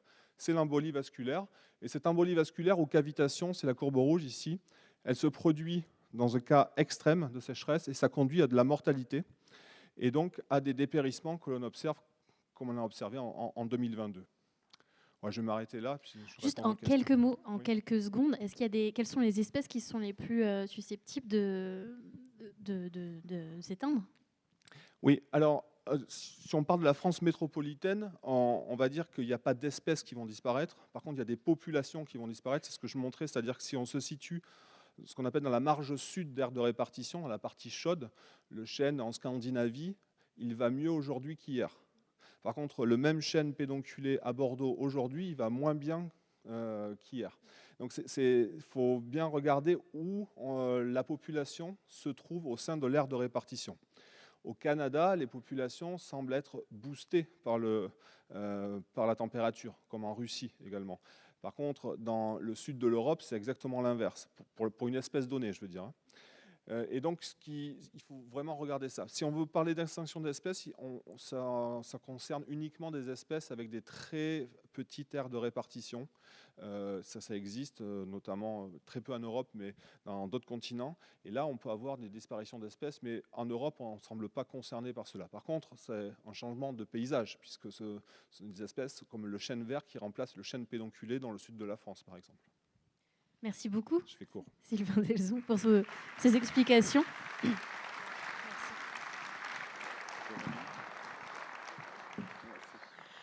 On accueille à présent deux agriculteurs-agricultrices. Jean-Robert Gachet, tout d'abord, agriculteur retraité depuis septembre 2023, qui était auparavant producteur de lait. Et l'exploitation est désormais reprise par son fils Arnaud, elle est située à Jalais. Arrive également Anne-Laure Jolivet, qui est installée depuis 2016 sur la ferme familiale à Bourgneuf-en-Mauges, sur au total 190 hectares, majoritairement en prairie permanente. Bonsoir à tous les deux. Bonsoir. Bonsoir. Jean-Robert, quel souvenir vous gardez du réaménagement foncier dont on a parlé précédemment, qui s'est déroulé dans les années 80 dans les Mauges? Oui, donc j'étais jeune agriculteur, effectivement, en 81. Quand on a décidé sur la commune de faire un aménagement foncier, parce que ce n'est pas un remembrement, je pense qu'il y a une différence. Hein. C'est-à-dire que les agriculteurs qui n'étaient pas d'accord pouvaient rester dans l'État, et puis les autres agriculteurs pouvaient regrouper les parcelles. Ça permettait aussi de ne pas faire des chemins. Donc pour les collectivités, c'est un peu moins coûteux parce que avec toutes les parcelles qui n'étaient pas changées, on ne faisait pas des nouveaux chemins comme ça a été vu sur le précédent diapo. Donc, nous, ça s'est fait avec beaucoup de discussions. Il a fallu vraiment parlementer avec les agriculteurs. Il y a à peu près peut-être 70% des fermes qui ont subi cet aménagement. Et puis, effectivement, comme ça a été bien expliqué tout à l'heure, on a vu les haies qui ont été toutes arrachées et qui ont des brûlots qui ont fumé pendant des semaines. Donc, c'était un petit peu, oui... un peu pitoyable à voir. On était un peu déçus de cet état de fait, quoi. Donc, c'était un peu un traumatisme en début de carrière, de voir un petit peu ce carnage un peu qui se faisait, quoi. Alors après, donc, on a replanté un petit peu de haies. Pour notre ferme, c'est à peu près autour de 2 km, mais ça ne remplaçait pas toutes les haies qu'on avait arrachées. Et pour situer un petit peu notre ferme, donc on avait 35 hectares et il y avait 14 parcelles sur les 35 hectares et puis après il n'y en avait plus que 7. Donc on voit la taille des parcelles avait augmenté, quoi. Alors, vous, de votre côté, le maillage de haies, il avait été bien préservé sur votre exploitation. Comment est-ce que vous l'expliquez ? Je pense que nous, ça s'explique de notre côté par l'activité d'élevage, en fait, qui est là depuis de nombreuses années, et donc la nécessité de garder ce maillage bocager qui, en fait, a une fonction aussi d'enclos pour les animaux. Et c'est ce qui explique le maintien de ce grand linéaire de haies chez nous. Et il influe aujourd'hui sur votre façon de travailler ? Oui, complètement, parce que en fait, donc, on a des parcelles qui font de 1 à 4, 5 hectares au maximum. Et donc, en fait, ça nous permet de mener à bien un pâturage tournant à travers ces différentes parcelles, en fait, où on fait tourner les animaux suivant la pousse de l'herbe. Jean-Robert, vous avez découvert la notion d'agroforesterie il y a un peu plus de 10 ans. Comment est-ce que vous êtes venu à l'agroforesterie ? Vous étiez alors encore agriculteur. Tout à fait. Alors, je reviens un petit peu sur le point suivant par rapport au remembrement. Certes, il y a eu l'aménagement foncier, mais il y a eu aussi l'assainissement. Donc ça a été aussi dommageable parce que donc fallait refaire des émissaires pour le drainage. Il fallait aussi redresser les ruisseaux pour que l'eau s'en aille rapidement. Et on voit bien ce que ça donne actuellement. Et ça, c'est compliqué aussi de réparer un petit peu ce qui a été fait. Alors, donc Et c'est ce que vous essayez de faire, du coup, de réparer avec cette agroforesterie. Voilà, donc on va peut-être voir quelques photos, puisque ça a bien été expliqué un petit peu le rôle un peu de l'agroforesterie. Alors, comment c'est venu ? On voyait bien que nos parcelles qui étaient plus grandes, on perdait il y avait de l'érosion, on perdait un petit peu de la biodiversité. Donc, j'étais alors élu dans la commission locale de l'eau de l'Evroto-Saint-Denis. Et donc, on a fait venir des gens qualifiés pour nous parler d'agroforesterie. Et puis, donc, on a trouvé que cette agroforesterie pouvait apporter une plus-value pour la biodiversité, pour la qualité de l'eau. Donc, on s'est lancé un petit peu dans cette voie. Alors, je ne sais pas si je détaille un petit peu comment est-ce que vous y êtes arrivé, comment est-ce que vous avez commencé ces grands travaux, parce qu'en fait, ce sont des grands travaux. Oui, c'était quelque chose de nouveau pour nous. Il a fallu se renseigner, aller voir un petit peu ailleurs. Et puis, on n'était pas trop inquiet, puisque ça voulait dire qu'on mettait des arbres dans les champs, mais on pouvait quand même continuer à cultiver. C'est-à-dire qu'on faisait des rangées tous les 26 mètres. Donc, on mettait 1 mètre de chaque côté des arbres pour cette bande de biodiversité. Et on pouvait cultiver les 24 mètres qui restaient. Donc, on avait des outils de 3 mètres. Donc, c'était facile de faire du blé, de l'ensilage de maïs ou de la luzerne. Donc, c'était pas trop contraignant parce qu'on a vu dans les champs, on voulait les agrandir pour que ça soit bien pratique, mais ça gênait pas trop. Donc après, il faut trouver beaucoup de main-d'œuvre. Donc là aussi, ça a été un challenge, mais on a essayé d'avoir les voisins de la famille, des jeunes, surtout des lycéens qui sont venus nous aider. Et puis, planter un arbre, c'est pas banal. On travaille sur le long terme.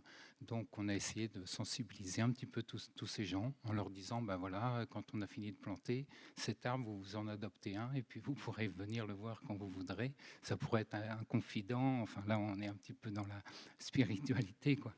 Alors, donc, on passe d'abord avec une sous-soleuse pour faire cette plantation. Et on voit qu'il faut enlever un petit peu la terre, la rendre meuble. Alors, en 2013, quand on a commencé, on faisait ça à la main. En 2021, on a fait un nouveau chantier. Donc là, on a pris une machine qui qui mélangeait un petit peu le sol pour que ce soit plus facile. Et puis après, donc, on met effectivement la plante, hein, donc différentes essences de la région, donc du chêne rouvre, enfin châtaignier, il y a du merisier, il y a aussi des arbres comme le poirier pour faire du bois de travail, donc toutes sortes d'espèces de la région. Et puis après, donc, on met un feutre pour protéger un petit peu les adventices pour pas que le jeune plant puisse partir. Et puis, on fixe aussi des chaussettes pour éviter que les chevreuils puissent couper ces arbres. Donc, ça s'est fait un petit peu naturellement. Et puis, maintenant, on est très heureux de voir que ça s'est bien développé. Je pense qu'il y a d'autres diapos où on voit quand les arbres... Ça a été planté en 2023. Vous en avez planté combien des arbres depuis 2023, depuis le début de ce chantier? On a à peu près 700 arbres qu'on a plantés sur une vingtaine d'hectares, quoi. Donc, ce qui est intéressant, c'est la photo en bas à droite, ça c'est celle qui a été faite en 2013. Donc là, on voit un arbre au fond qui reste au milieu de la parcelle. Donc, parce qu'avant, sur cette parcelle de 10 hectares, il y avait 4 parcelles en tout. Donc on avait gardé un arbre au milieu. Et donc on verra plus tard les lignes d'arbres qui sont alignées sur celui-ci. Donc je ne sais pas si on peut faire si ça va tourner. arriver, mais ça présente quel... comment? Pardon? Ah oui, d'accord. Bon, alors, c'est pas grave. Donc voilà, après, quand on veut travailler sur ces arbres, il faut bien sûr les tailler un petit peu. On va y venir sur l'entretien, Bon, justement, mais juste avant, ça présente quel bénéfice très concrètement dans votre pratique d'avoir des haies, des arbres? C'est quoi, à quoi ça sert en fait? Pourquoi? Nous, concrètement, déjà... Au-delà de ce qui a déjà été évoqué, pardon. Oui, parce que c'est ça, en fait, ça délimite les espaces. Donc, nous, pour l'élevage, c'est primordial. Ensuite, ça a un effet brise-vent qui est important. En même temps, vis-à-vis de la protection du soleil, souvent, on voit que les petits veaux viennent s'y cacher quand ils sont en bas âge. Et puis après, ce qu'on a remarqué, c'est que les animaux aussi consomment la végétation qu'il y a au niveau des haies, avec des bienfaits. On a des choses de type antiparasitaire quand ils viennent consommer du chêne. On peut avoir un effet contre le ténia chez les brebis quand elles consomment de l'églantier commun. Et ensuite, il y a aussi une capacité, au niveau de la nutrition, parce que l'églantier, par exemple, a un équivalent d'un concentré et d'un concentré céréal. Et par exemple, les noisetiers, ça a une équivalence d'herbe pâturée. Donc on voit que, et surtout à certaines saisons, notamment l'été, les animaux viennent prélever dans les haies et ça apporte un complément à l'herbe pâturée à cette période-là.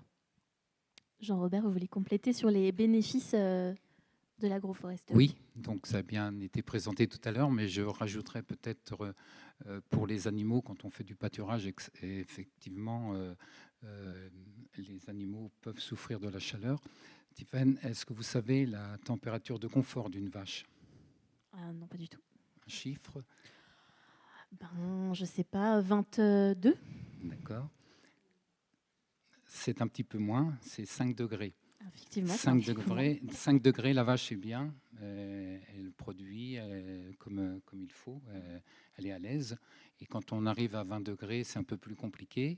À 30 degrés, elle mange beaucoup moins. Et à 40 degrés, la vache a du mal parfois à se relever, tellement il fait chaud. Et donc le fait de mettre des arbres dans les champs, on peut le voir au CPIE. Là, il y a des maquettes qui sont prévues là, en sortie de salle. Eh bien, il y a du vent, on sent qu'il y a de l'ombre, et donc les vaches peuvent être plus à l'aise. Donc, c'est important aussi d'avoir des arbres pour que les animaux puissent être sous ces arbres-là. Alors, on a bien entendu les bénéfices. Après, il y a effectivement, je vous ai coupé tout à l'heure, mais il y a l'entretien de ces haies, de ces arbres-là, et c'est du gros boulot. Comment est-ce que ça se passe concrètement chez vous? Alors nous, concrètement, on est équipé de matériel, donc on le fait avec un lamier, une épareuse. Quand il y avait des chantiers qui étaient trop importants, on a eu aussi recours à un prestataire. Et puis, on est accompagné aussi avec des bûcherons particuliers qui viennent faire l'entretien des arbres têtards, qui sont très importants chez nous en nombre. Et donc, ils nous permettent en fait d'assurer l'entretien de ces arbres-là présents au niveau de notre SAU, quoi. Et Jean-Robert, chez vous, Alors, comment ça se Pour passe? nous, donc les haies que nous avions plantées en 99, on a commencé à les recéper, c'est-à-dire qu'on les coupe, on laisse les hautes tiges, et puis on a travaillé aussi avec une société coopérative, Bois Maine-et-Loire Énergie, c'est-à-dire qu'on fait du bois que l'on broie et que l'on emmène dans des chaufferies locales, et donc sur Beaupro, sur Andrezé, même au niveau de la maison de retraite de Jalais, il y a aussi ce genre de chaufferie qui permettent de brûler du bois pour éviter un petit peu des gaz à effet de serre, quoi. Donc bois de chauffage, et vous disiez tout à l'heure bois d'œuvre aussi avec Alors le bois les d'œuvre, mais poiriers. ça, on travaille sur le long terme, hein, c'est le temps long, hein, c'est pour les générations futures, parce que bon, voilà, ça fait 2013, c'est 10 ans, c'est un peu significatif. On arrive bien à voir les rangées d'arbres, mais bon, pour l'instant, ils ne produisent pas. On passe faire une taille pour que les arbres montent bien droit. Parce que quand on veut passer à côté avec un tracteur, il ne faut pas qu'il y ait une branche qui casse les rétros. Donc, bon, il y a ce travail-là à faire pour l'instant, à donner de la forme aux arbres et puis attendre que ça pousse. Je vous propose de continuer la discussion en compagnie de Sylvain Delzon et Thibaut Preux, qu'on accueille à nouveau pour la table ronde. Avant de vous donner la parole dans la salle, je propose qu'on poursuive encore quelques minutes, et puis on fera circuler le micro pour que vous puissiez poser vos questions. Le rapport sur la haie, qui a été publié par le ministère de l'Agriculture en 2023, que j'ai cité en introduction, chiffre le coût de l'entretien régulier d'1 kilomètre de haie arbustive à environ 450 € par an, soit 45 centimes par mètre linéaire. Je ne sais pas si déjà c'est un chiffre qui vous parle, qui vous semble correspondre à vos réalités. Mais la question que je me posais, c'était est-ce qu'il y a des aides financières pour planter, mais surtout entretenir derrière? En ce qui concerne la plantation, oui. Par rapport à l'entretien, non, aujourd'hui.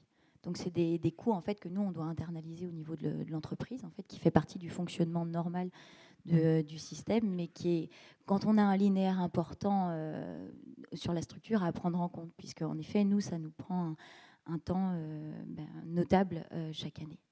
Vous arrivez à chiffrer votre... Est-ce que 450 € par an, ça vous semble se rapprocher de votre réalité? Après, c'est une moyenne, évidemment.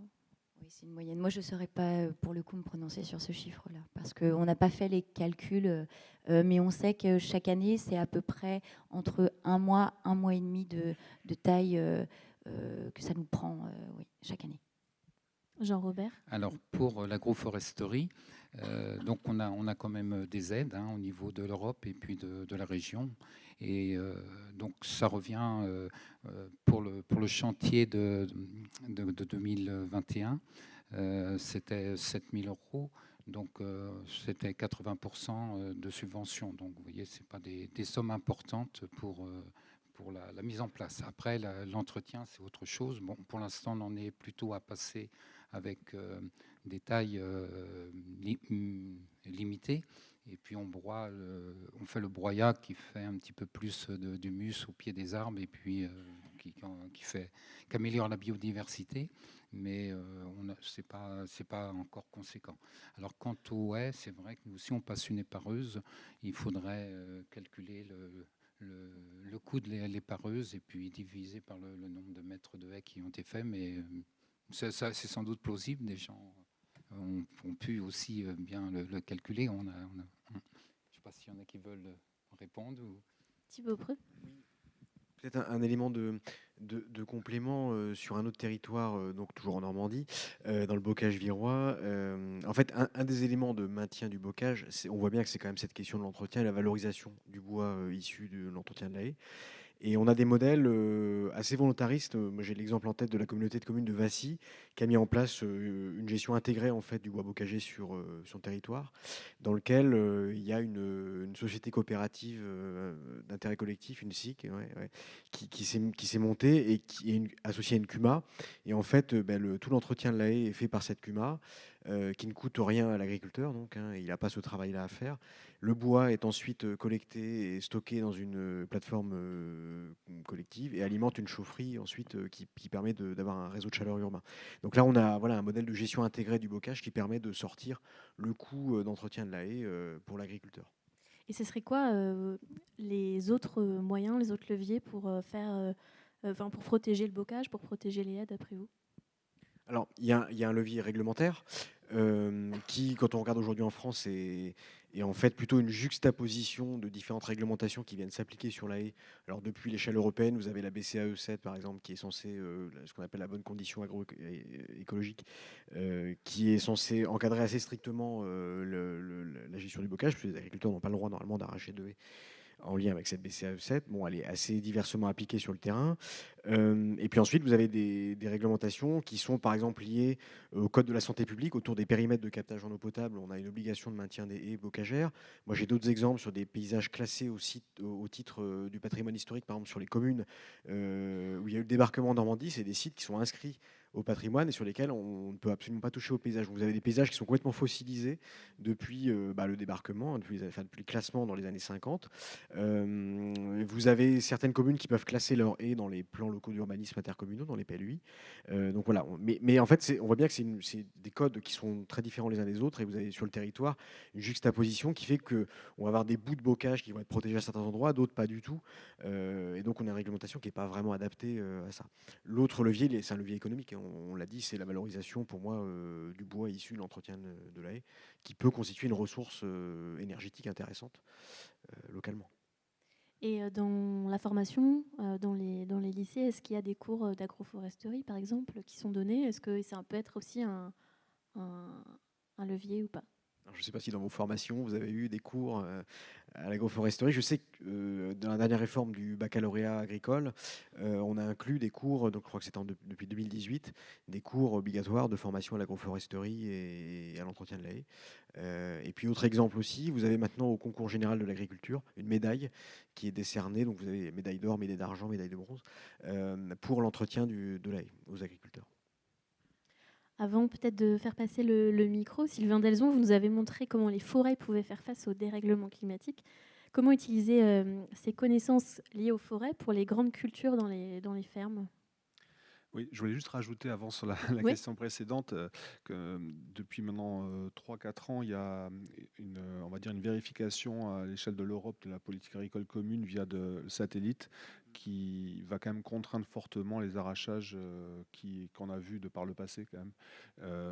Mais de notre côté, donc ça c'est le côté positif, c'est-à-dire que ça va être compliqué de faire disparaître une haie d'1 kilomètre du jour au lendemain maintenant. Je ne dis pas que c'est pas possible, mais je pense que ça va être compliqué quand même. Et de notre côté, le côté plus négatif, c'est qu'on a un recul de l'élevage en France et en Europe qui est inéluctable, qui est prévu pour diminuer de 20% en 2035 dans les chiffres.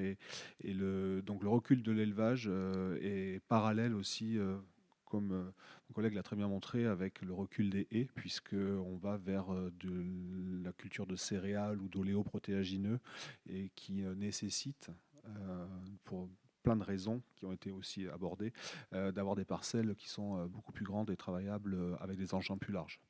Donc il y a, pour l'avenir de la haie, voilà, pour votre deuxième question, on travaille beaucoup sur les solutions fondées sur la forêt en grande culture. Donc pas dans les bocages, on va dire, de zones d'élevage. Mais donc je travaille dans le sud-ouest où l'élevage a fortement reculé. Il y a beaucoup plutôt de fermes à très grande surface qui cultivent donc du soja, du maïs, du blé. Et dans ces fermes-là, donc on préconise bien sûr de replanter des haies s'il n'y en a pas autour des parcelles. Alors si ce sont des très très grandes parcelles, on peut les diviser bien sûr. Par contre, on ne travaille pas sur de l'agroforesterie intraparcellaire avec des haies tous les 15 mètres ou les 20 mètres pour ne pas gêner la pratique de l'agriculteur. Là, on va simuler ce que fait la forêt, c'est-à-dire la forêt, elle restitue la litière sous forme de feuilles au niveau du sol pour nourrir le sol en matière organique. Et donc on va essayer de produire le plus de biomasse possible entre les cultures, voire même on fait des doubles cultures, ce qu'on appelle du relais cropping, où on fait 2 cultures simultanées dans une même parcelle, où on n'exporte que la graine, mais on restitue l'intégralité de la biomasse sous forme de paille pour nourrir le sol. Et donc on équipe les agriculteurs avec des capteurs au niveau des semoirs qui viennent mesurer la teneur en carbone organique pour regarder l'impact de leurs pratiques sur la séquestration carbone dans le sol. Voilà. Merci. Est-ce qu'on commence à faire circuler peut-être le micro dans la salle? J'imagine que ces échanges suscitent des questions, peut-être des réactions. Est-ce qu'il y a des réactions, des questions parmi vous?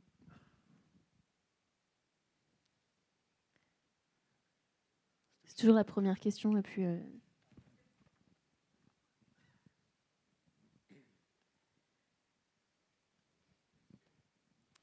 Oui, donc la régression de l'élevage, ça entraîne un peu une disparition des haies. Mais en grande culture, pourtant, il me semble qu'un maillage de haies a aussi des apports positifs pour les rendements, en protégeant les cultures et les sols de la sécheresse, des vents desséchants. Enfin, je sais pas.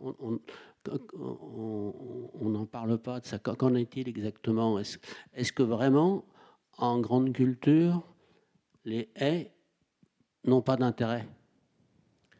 C'est pas ce que j'ai dit. Donc j'ai dit qu'on préconisait fortement la réinstallation de haies autour de la parcelle, ou si la parcelle est trop grande, c'est-à-dire trop grande, dans ma vision c'est plus de 50 hectares, et on est capable de redécouper la parcelle en plusieurs petites parcelles. Par contre, ce que je dis, c'est qu'en grande culture, faire de l'agroforesterie avec une parcelle tous les 24 mètres ou 20 mètres, avec juste le passage de la moissonneuse. Là, ça a un impact qui est extrêmement préjudiciable pour l'agriculteur au niveau du rendement lorsque la haie a plus de 15 ans. Donc, ce qu'on a montré, dès que la haie est très importante en termes de biomasse, la compétition pour la lumière et pour l'eau est très importante pour le rendement de la culture. Donc, la haie, si elle est trop rapprochée, ne va pas favoriser le rendement, clairement.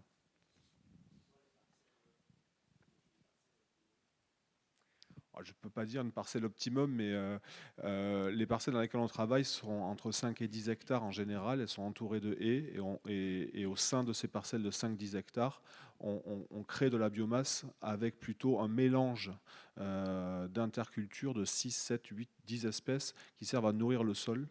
C'est-à-dire qu'il n'y a pas d'exportation de cette biomasse-là. Oui, nous faisons partie du réseau Arbre, qui est aussi à l'extérieur. Donc, nous, c'est 5 hectares. Et puis, on essaie de mettre même s'il y a une grande parcelle, on essaie de ne pas aller au-delà de 5 hectares. Ouais. Alors, sur cette question de la place des haies dans les régions de grande culture, on a plein d'exemples. Je pense au Pays de Caux, en Normandie, par exemple, qui est une région qui est très fortement soumise à des problématiques de ruissellement érosif, parce que c'est des sols qui sont très sensibles à ce qu'on appelle la battance. C'est des sols très limoneux qui vont être très sensibles à la dégradation mécanique de l'eau de pluie. Et donc là, on va avoir des opérations d'aménagement de l'espace dans lesquelles on va utiliser la haie comme vraiment un outil de frein hydraulique pour essayer de limiter ces problématiques d'érosion des sols. Donc vous voyez qu'il y a à la fois l'aspect agronomique, mais il y a aussi, quand on prend en compte tous les autres aspects, un intérêt parfois, y compris dans les régions de grande culture.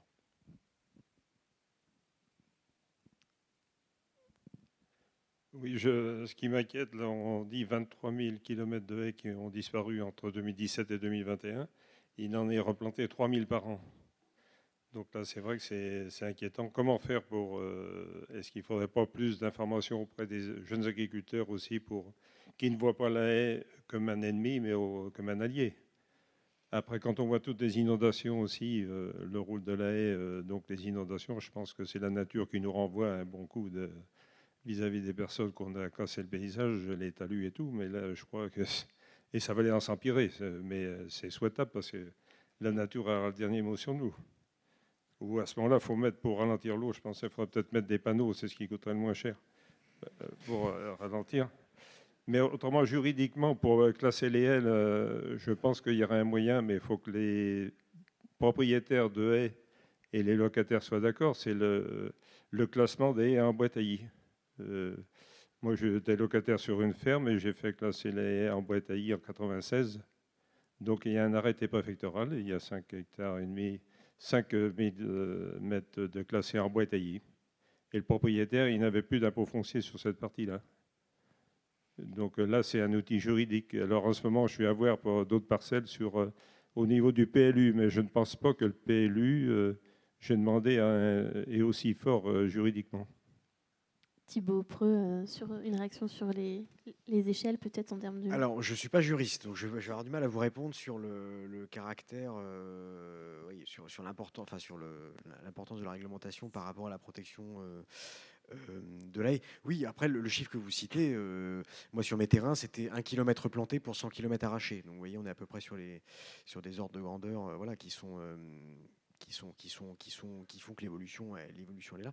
Après, freiner cette érosion du linéaire de haie, c'est jouer sur plusieurs tableaux. On l'a dit un petit peu tout à l'heure, mais la question économique, la question de la formation des agriculteurs, la question réglementaire, la question aussi du machinisme agricole, adapter aussi les machines, parce qu'on a souvent pensé, on pense la machine et ensuite on adapte le paysage. Peut-être qu'on peut aussi envisager une action du point de vue du machinisme agricole pour faire en sorte que les machines soient adaptées aussi à des paysages de bocage.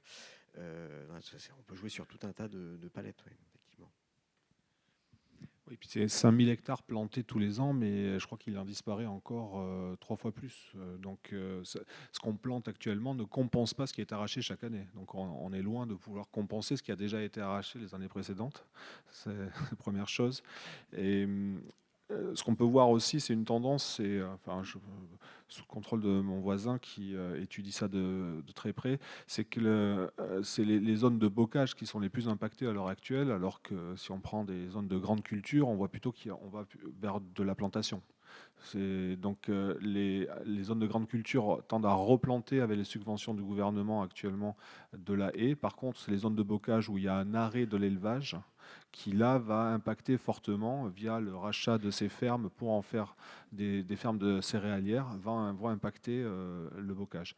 Et malheureusement, on en discutait juste avant, les subventions de plantation qui permettent aujourd'hui de planter quasiment gratuitement. C'est encore mieux qu'en 2021. Je crois que si on dépose bien le dossier, on peut obtenir une subvention qui finance à 100% la plantation de la haie. En tout cas, c'était le cas en 2024. Mais le budget revu de M. Barnier par M. Bayrou intègre une petite réduction de 90% du budget de plantation de haies. Donc autant dire qu'en 2025, je ne crois pas qu'il y ait 5000 hectares. Enfin, on est assez pessimiste sur le fait qu'il y ait 5000 hectares de plantés. Moi, j'ajouterais juste une chose. Je pense que c'est clairement corrélé aussi à la dynamique qui est en train de s'étioler en matière d'installation en élevage, puisque en fait, c'est clairement l'élevage qui maintient le maillage bocager et on voit une érosion des installations en élevage et donc c'est lié en fait à cette évolution-là. Un point quand même, je suis d'accord avec vous sur le fond, sur le lien entre élevage et bocage. Par contre, moi, mes terrains de thèse sont des terrains dans lesquels 95% des exploitations que j'ai enquêtées sont des exploitations d'élevage laitier. Et donc, c'est la transformation de ces élevages laitiers dans lesquels on a c'est des éleveurs laitiers qui se mettent à produire de plus en plus de céréales, mais c'est pas un arrêt brutal de l'élevage. C'est une transformation plus en fait des modèles d'élevage, avec une réduction du pâturage par exemple. Ouais, en élevage laitier, c'est très fort. Vous avez de plus en plus d'exploitations où il y a zéro pâturage, c'est-à-dire que les vaches ne sortent plus du tout. Ça, c'est une évolution en fait, des élevages, des systèmes d'élevage qui sont aujourd'hui. En fait, on passe d'élevage herbagé avec finalement des animaux qui sont de plus en plus en bâtiment et donc du coup avec moins de sorties au pâturage et donc moins besoin de ce maillage bocager. Merci pour la précision. Bonjour, moi je vais répondre au monsieur qui a posé la question juste avant parce que ça m'a fait réagir. Je suis future jeune agricultrice. Sur 3 hectares, donc toute petite parcelle avec plusieurs ateliers.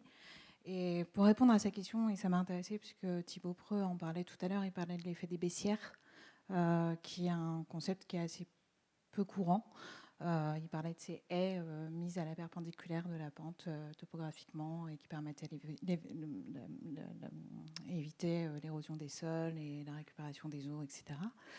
Et pour répondre à la question, mais vous y avez répondu un petit peu entre-temps, je crois que c'est aussi un choix politique. Moi, j'ai cherché beaucoup d'informations sur les baissières. Ce n'est pas quelque chose dont on a l'habitude dans le secteur. Alors, on parle des nous, on parle de plein d'aspects. Je me suis évidemment renseignée sur les aides de l'État et des Pays de la Loire, et vous avez répondu à cette question en disant que ça avait fortement réduit, puisque moi, dans mon prévisionnel, j'avais la plantation de haies avec 7 000 € d'aide. Et puis finalement, il va falloir que je le fasse avec peut-être 1 500. C'est extraordinaire, c'est génial. Mais je crois que c'est très politique aussi comme choix. Sur quel type d'exploitation on accompagne et qu'est-ce qu'on décide de mettre en place dans nos cultures. Et évidemment, le contexte fait que c'est un peu triste et déplorable. Mais voilà, je voulais répondre à ce monsieur en disant que je crois que c'est très politique comme décision. Il y a plein de choses qui peuvent être mises en place. Il y a, comme vous disiez, Thibaut Preux, plein d'initiatives locales qui existent. Je crois que c'est des vrais choix politiques et des vrais choix de consommation aussi. Voilà. Merci. Oui, en effet, c'est au niveau national et au niveau très local, avec l'initiative dont vous parliez tout à l'heure concernant Thibaut Preux, la mise à disposition, enfin pour l'entretien des haies. Donc déjà, ça enlève pas mal de questions et pas mal de temps et d'argent aussi, effectivement. Bonsoir. Fabrizio, je représente la pépinière Fraxinus. On produit des arbres et des arbustes pour replanter des haies. Et on est labellisé végétal local.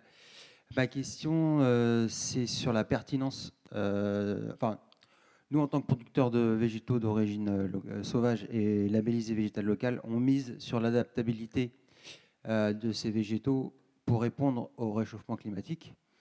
J'entendais tout à l'heure, voilà, c'est pour vous la question, qu'a priori, dans les choix possibles, il n'en reste que l'extinction. Et souvent, on me pose la question de la migration assistée. Non, a priori, en tout cas sur le moyen terme, on me pose beaucoup la question de la migration assistée. Donc ma question, c'est aujourd'hui, quelle est la pertinence de replanter des haies avec des végétaux d'origine locale si a priori ils n'ont pas les capacités de s'adapter? Et est-ce qu'il faut s'orienter vers la migration assistée, sachant qu'on parle d'un réchauffement climatique, mais c'est plutôt un dérèglement climatique et que le sol et les cortèges végétaux ne vont pas remonter tous vers le sud? Avant de répondre à la question, il va falloir nous dire ce qu'est la migration assistée. C'est le fait que nous, on aille justement planter les glands à la place des oiseaux, c'est ça? Oui, la migration assistée est née aux États-Unis il y a quelques décennies. Ça consiste à vouloir sauver une espèce justement qui a une petite aire de répartition en prenant des graines et en allant la replanter plus au nord dans un climat qui lui est encore favorable. La migration assistée à l'heure actuelle en Europe et en France, c'est plutôt de dire qu'on va étendre l'aire de répartition au nord d'une espèce. Donc on va planter par exemple du chêne vert plus au nord, à Paris par exemple, autour de Paris, parce qu'on considère que le climat sera favorable à cette espèce dans le futur. Donc on anticipe en transportant et en plantant plus dans des zones où l'espèce n'était pas présente. Alors après, oui, c'est une question complexe, mais souvent ma réponse, elle est assez catégorique là-dessus. Je suis désolé par avance, je dis toujours il faut manger des yaourts locaux, c'est très bien, mais planter des végétaux locaux, c'est un petit peu plus compliqué puisqu'on diminue la diversité génétique. C'est-à-dire que si on ne plante à Bordeaux que du chêne de Bordeaux et à Paris que du chêne de Paris, on ne va pas avoir la diversité génétique nécessaire à l'adaptation. Je simplifie mes propos, c'est-à-dire que si on a une forêt de 100 individus, s'ils sont tous adaptés à 12 degrés, vous tournez le bouton à 14, ils vont tous disparaître. Si vous avez une même forêt de 100 individus, mais ils sont tous adaptés à une température différente de 11 à 16, vous tournez le bouton, c'est ceux qui se passent de 12 qui vont disparaître, mais ceux de 14 vont s'adapter et vont permettre à la population de perdurer. Donc nous, quand on fait des préconisations pour l'Office national des forêts ou les forêts privées, on considère qu'il faut toujours mélanger les sources de graines, c'est-à-dire on ne va jamais planter une seule provenance de chêne de pédonculé, par exemple. On met au moins 4-5 provenances, avec au moins 2 provenances qui proviennent du sud, avec des gènes qui seraient potentiellement préadaptés à un climat plus chaud. Ça répond en partie à la question. Je ne dis pas qu'il ne faut pas planter local, mais il ne faut pas planter que local.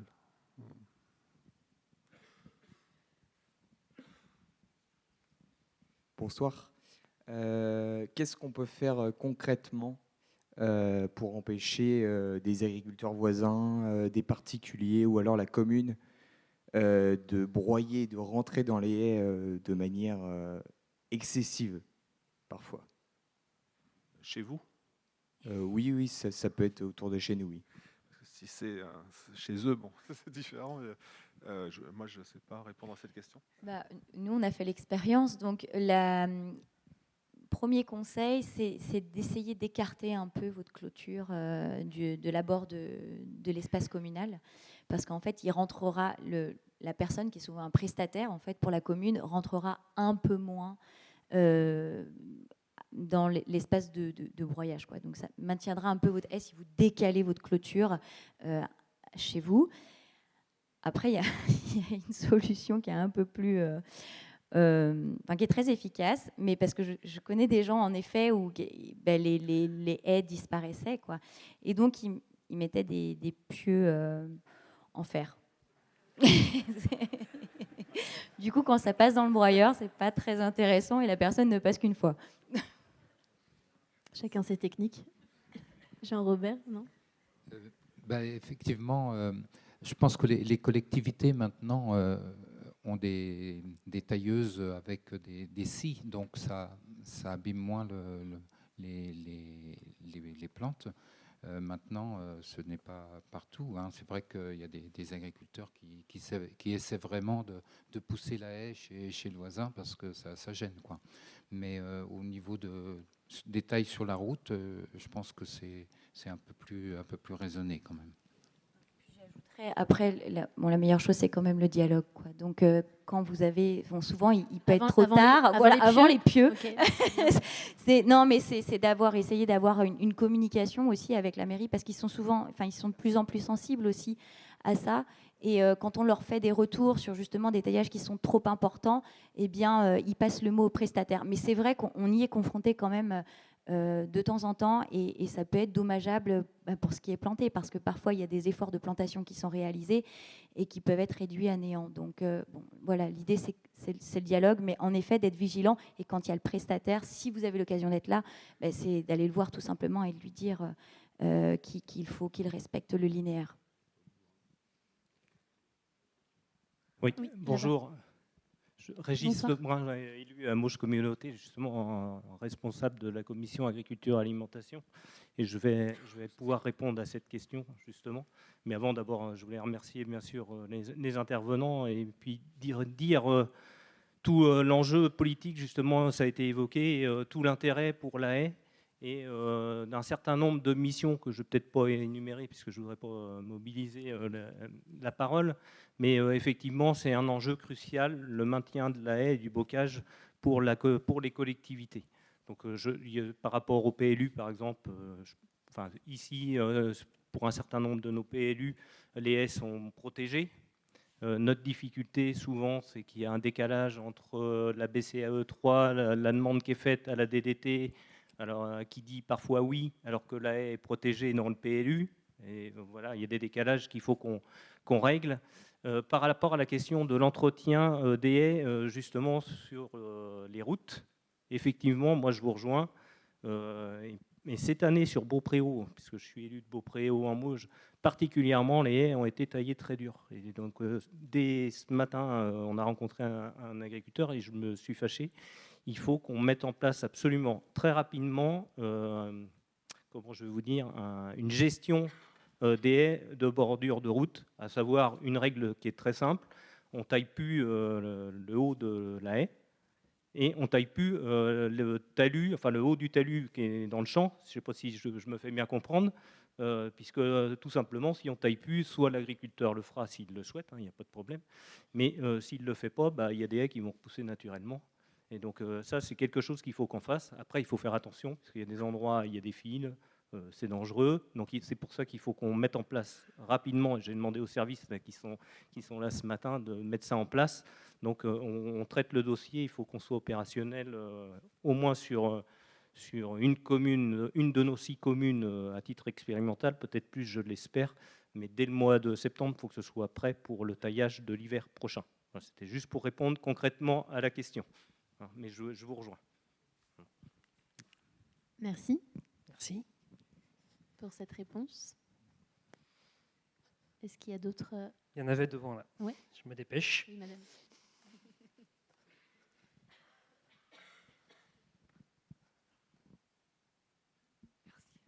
Oui, bonjour. Je vous remercie pour la qualité de vos interventions et des exposés. Et je suis très heureuse aussi d'avoir entendu la question portant sur l'entretien des haies, notamment en bord de route. Et je remercie aussi l'intervention de M. Lebrun, parce qu'effectivement, là, il y a un gros... Je pense il y a des choses à améliorer vraiment de façon urgente et pas forcément sur une commune expérimentale, mais sur l'ensemble des communes de Mauges Communauté, je pense. Et je me posais la question de la mise en place d'un cahier des charges, tout simplement. Enfin, tout simplement, c'est sans doute pas si simple que ça, mais est-ce qu'on ne pourrait pas mettre en place un cahier des charges qui serait partagé par l'ensemble des communes nouvelles de Mauges Communauté et qu'on prenne soin enfin de nos haies de bord de route, parce qu'on a un peu la main sur ces haies-là, étant donné qu'on n'a pas forcément le contrôle de ce qui peut se passer dans l'intérieur des parcelles, parce que là aussi, il y a effectivement, quelque part, souvent, je dirais, maltraitance des arbres, des haies, on le voit beaucoup. Et j'avais une autre question, si c'est juste une question que je me posais aussi depuis quelques temps, parce qu'on m'a parlé de ça, mais je n'avais jamais eu confirmation, et maintenant que j'ai devant moi peut-être des gens qui pourraient me renseigner, est-ce que c'est vrai que, parce que j'ai observé quand même un entretien à l'intérieur des parcelles qui est de plus en plus sévère et très rectiligne, et on m'a dit que c'était parce que quand les tracteurs entraient dans les champs, ils programmaient les travaux à réaliser sur leurs ordinateurs de bord, et que c'était connecté que c'était en lien avec les observations satellites, et que du coup, effectivement, ils avaient besoin d'entrer des données très, très rectilignes, très... presque... Non, ouais. non. Voilà, je me posais cette question-là. Non, par contre, Merci. une haie d'arbres gêne pour capter le satellite au niveau du GPS. Donc, si vous avez des arbres qui sont très très hauts, très très grands, donc par exemple, on perd très facilement le GPS quand on est en bordure de forêt sur un bord de champ. Donc, s'il y a des arbres très très grands, ça ne permet pas à l'agriculteur d'utiliser son GPS, c'est-à-dire la conduite automatique du tracteur. Par contre, non, là, c'est pas le fait d'avoir des lignes droites. Le GPS est capable de faire des courbes au centimètre, ça, c'est pas un problème. Souvent, en fait, c'est que factuellement, ce qui se passe, c'est que quand vous avez des arbres, notamment des arbres têtards qui n'ont pas été exploités depuis une dizaine d'années, vous avez des branches en fait qui vont entrer dans la parcelle, et des fois, ce qui peut se passer, c'est que ça peut gêner le passage du matériel.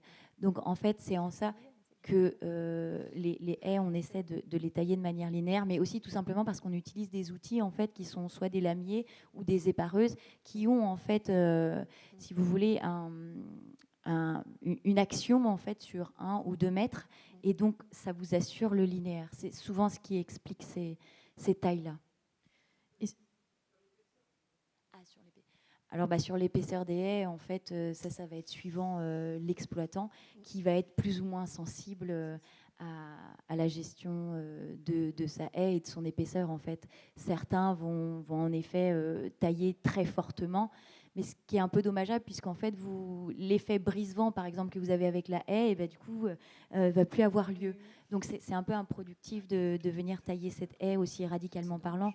Et là, je pense aussi que c'est peut-être aussi une question d'éducation aussi. Oui, puis c'est une façon de ne passer que tous les 3 ans, par exemple. C'est-à-dire que au lieu d'avoir 450 € sur le kilomètre tous les ans dans les parcelles, c'est de passer une seule fois, comme quand on va chez le coiffeur, de faire une boule à Z assez rapide et de revenir que beaucoup plus tard. Je pense que c'est plutôt lié à ça. Et l'épaisseur, en tout cas, ne joue pas sur la qualité de réception du GPS. C'est uniquement la hauteur, mais c'est quand ça dépasse 15 mètres. Donc, je pense que la haie n'est pas vraiment un problème pour ça. Et Thibaut Preux, peut-être sur la question du cahier des charges, est-ce qu'en Normandie, il y a des non, cahiers des charges? Non, alors je ne vais pas parler de Normandie pour une fois. Il y a des labels qui se mettent en place. Par exemple, il y a le label E qui a été porté par la FAC Agroforesterie, qui est une association nationale, qui, lorsque vous achetez donc soit du bois plaquette, soit du bois bûche, issu de l'entretien de la haie, garantit, lorsque l'agriculteur ou l'exploitant forestier adhère à ce label, le respect d'un certain nombre de bonnes pratiques en matière de gestion de la haie. Par exemple, le fait de passer tous les 9 ans sur la haie, de respecter un certain nombre de calendriers en termes d'entretien de la haie, des choses comme ça. Donc ça existe pour des propriétaires privés. Je ne sais pas si c'est appliqué aux collectivités, mais en tout cas, il y a des choses qui se font en ce sens. Mais je crois qu'il y avait des représentants de la FAC Agroforesterie. Je les ai vus tout à l'heure. Si vous voulez compléter. Merci Thibault pour la transition, c'est parfait. Je pense qu'on pourra prendre encore peut-être 2-3 questions. Donc Sandrine Emerio, je suis la coordinatrice pour Réseau Haies Pays de la Loire. Donc effectivement, donc tu as parlé du label M, et là j'allais répondre à la question plutôt sur le cahier des charges concernant l'entretien des haies de bord de route. Au niveau donc régional, avec différentes structures membres de Réseau Haies Pays de la Loire, on est en train de travailler cette année à un guide de gestion des haies de bord de route, de gestion plus durable, qui serait assorti justement d'un cahier des charges type dont pourraient se saisir les gestionnaires de haies de bord de route, à savoir les collectivités ou différents prestataires ou gestionnaires de réseaux aériens qui interviennent également sur les haies de bord de route. Oui, parce qu'on n'en a pas parlé du tout, mais dans les réseaux aériens, il y a la fibre optique aérienne, par exemple, qui est quand même un gros sujet dans les espaces ruraux et qui a quand même contribué à la dégradation assez nette de la qualité du bocage en bord de route ces dernières années. Est-ce qu'il n'y a plus de questions? Si, il y a une question devant. Il y en a 2. Peut-être... Vous me faites pas remonter après. Peut-être monsieur qui n'a pas encore réagi. C'était là? À droite. Non? C'était là? Moi, je voulais juste réagir au propos de Régis Lebrun. Nous, à Meaux-sur-Loire, les haies sont toutes protégées. Depuis mon installation, c'était déjà le cas, moi, il y a 6 ans. Et je constate toujours autant d'arrachages autour de chez moi. Peut-être juste, pas besoin de cahier des charges, appliquer le PLU, c'est protégé. On arrache, sanction. Voilà. Le PLU, il y a plein de règlements. On ne peut pas construire sans permis de construire. Il y a des sanctions. Là, c'est pareil, quoi.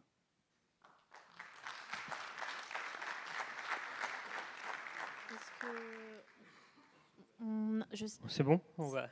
Oui, on va conclure. Très bien. Merci beaucoup à tous les 4, tous les 5 avec Teddy Véron. Merci d'avoir répondu ce soir à nos questions et merci pour vos présentations. Peut-être que le CPIE voulait conclure cet échange.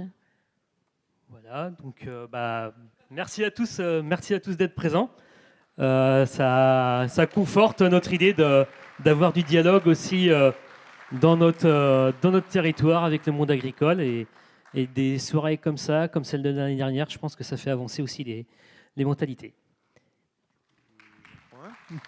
Merci à nos partenaires qui nous ont soutenus. On a répondu à un appel à projet, François l'avait dit au départ, de Moche Communauté. Et puis merci à l'Agence de l'eau aussi qui nous soutient. Et puis surtout un grand merci à tous les intervenants de ce soir. Et puis vous, public aussi, d'être venus nombreux. J'espère qu'on a pu enrichir ce débat, apporter à la réflexion. Il y a encore, je pense, beaucoup de choses à dire sur les haies. On n'a pas trop parlé d'intérêt de biodiversité aussi derrière les haies, parce que je pense qu'il y a des choses à dire. On peut en revenir là-dessus, réseau arbre dans le hall, avec les exposants qui sont là, qui pourront vous répondre aussi à d'autres questions. Voilà, donc merci à la technique aussi, merci à la salle de la loge de nous accueillir aussi pour cet événement. Et puis on se retrouve dans le hall, si vous le voulez, pour un petit verre de l'amitié. Merci à tous.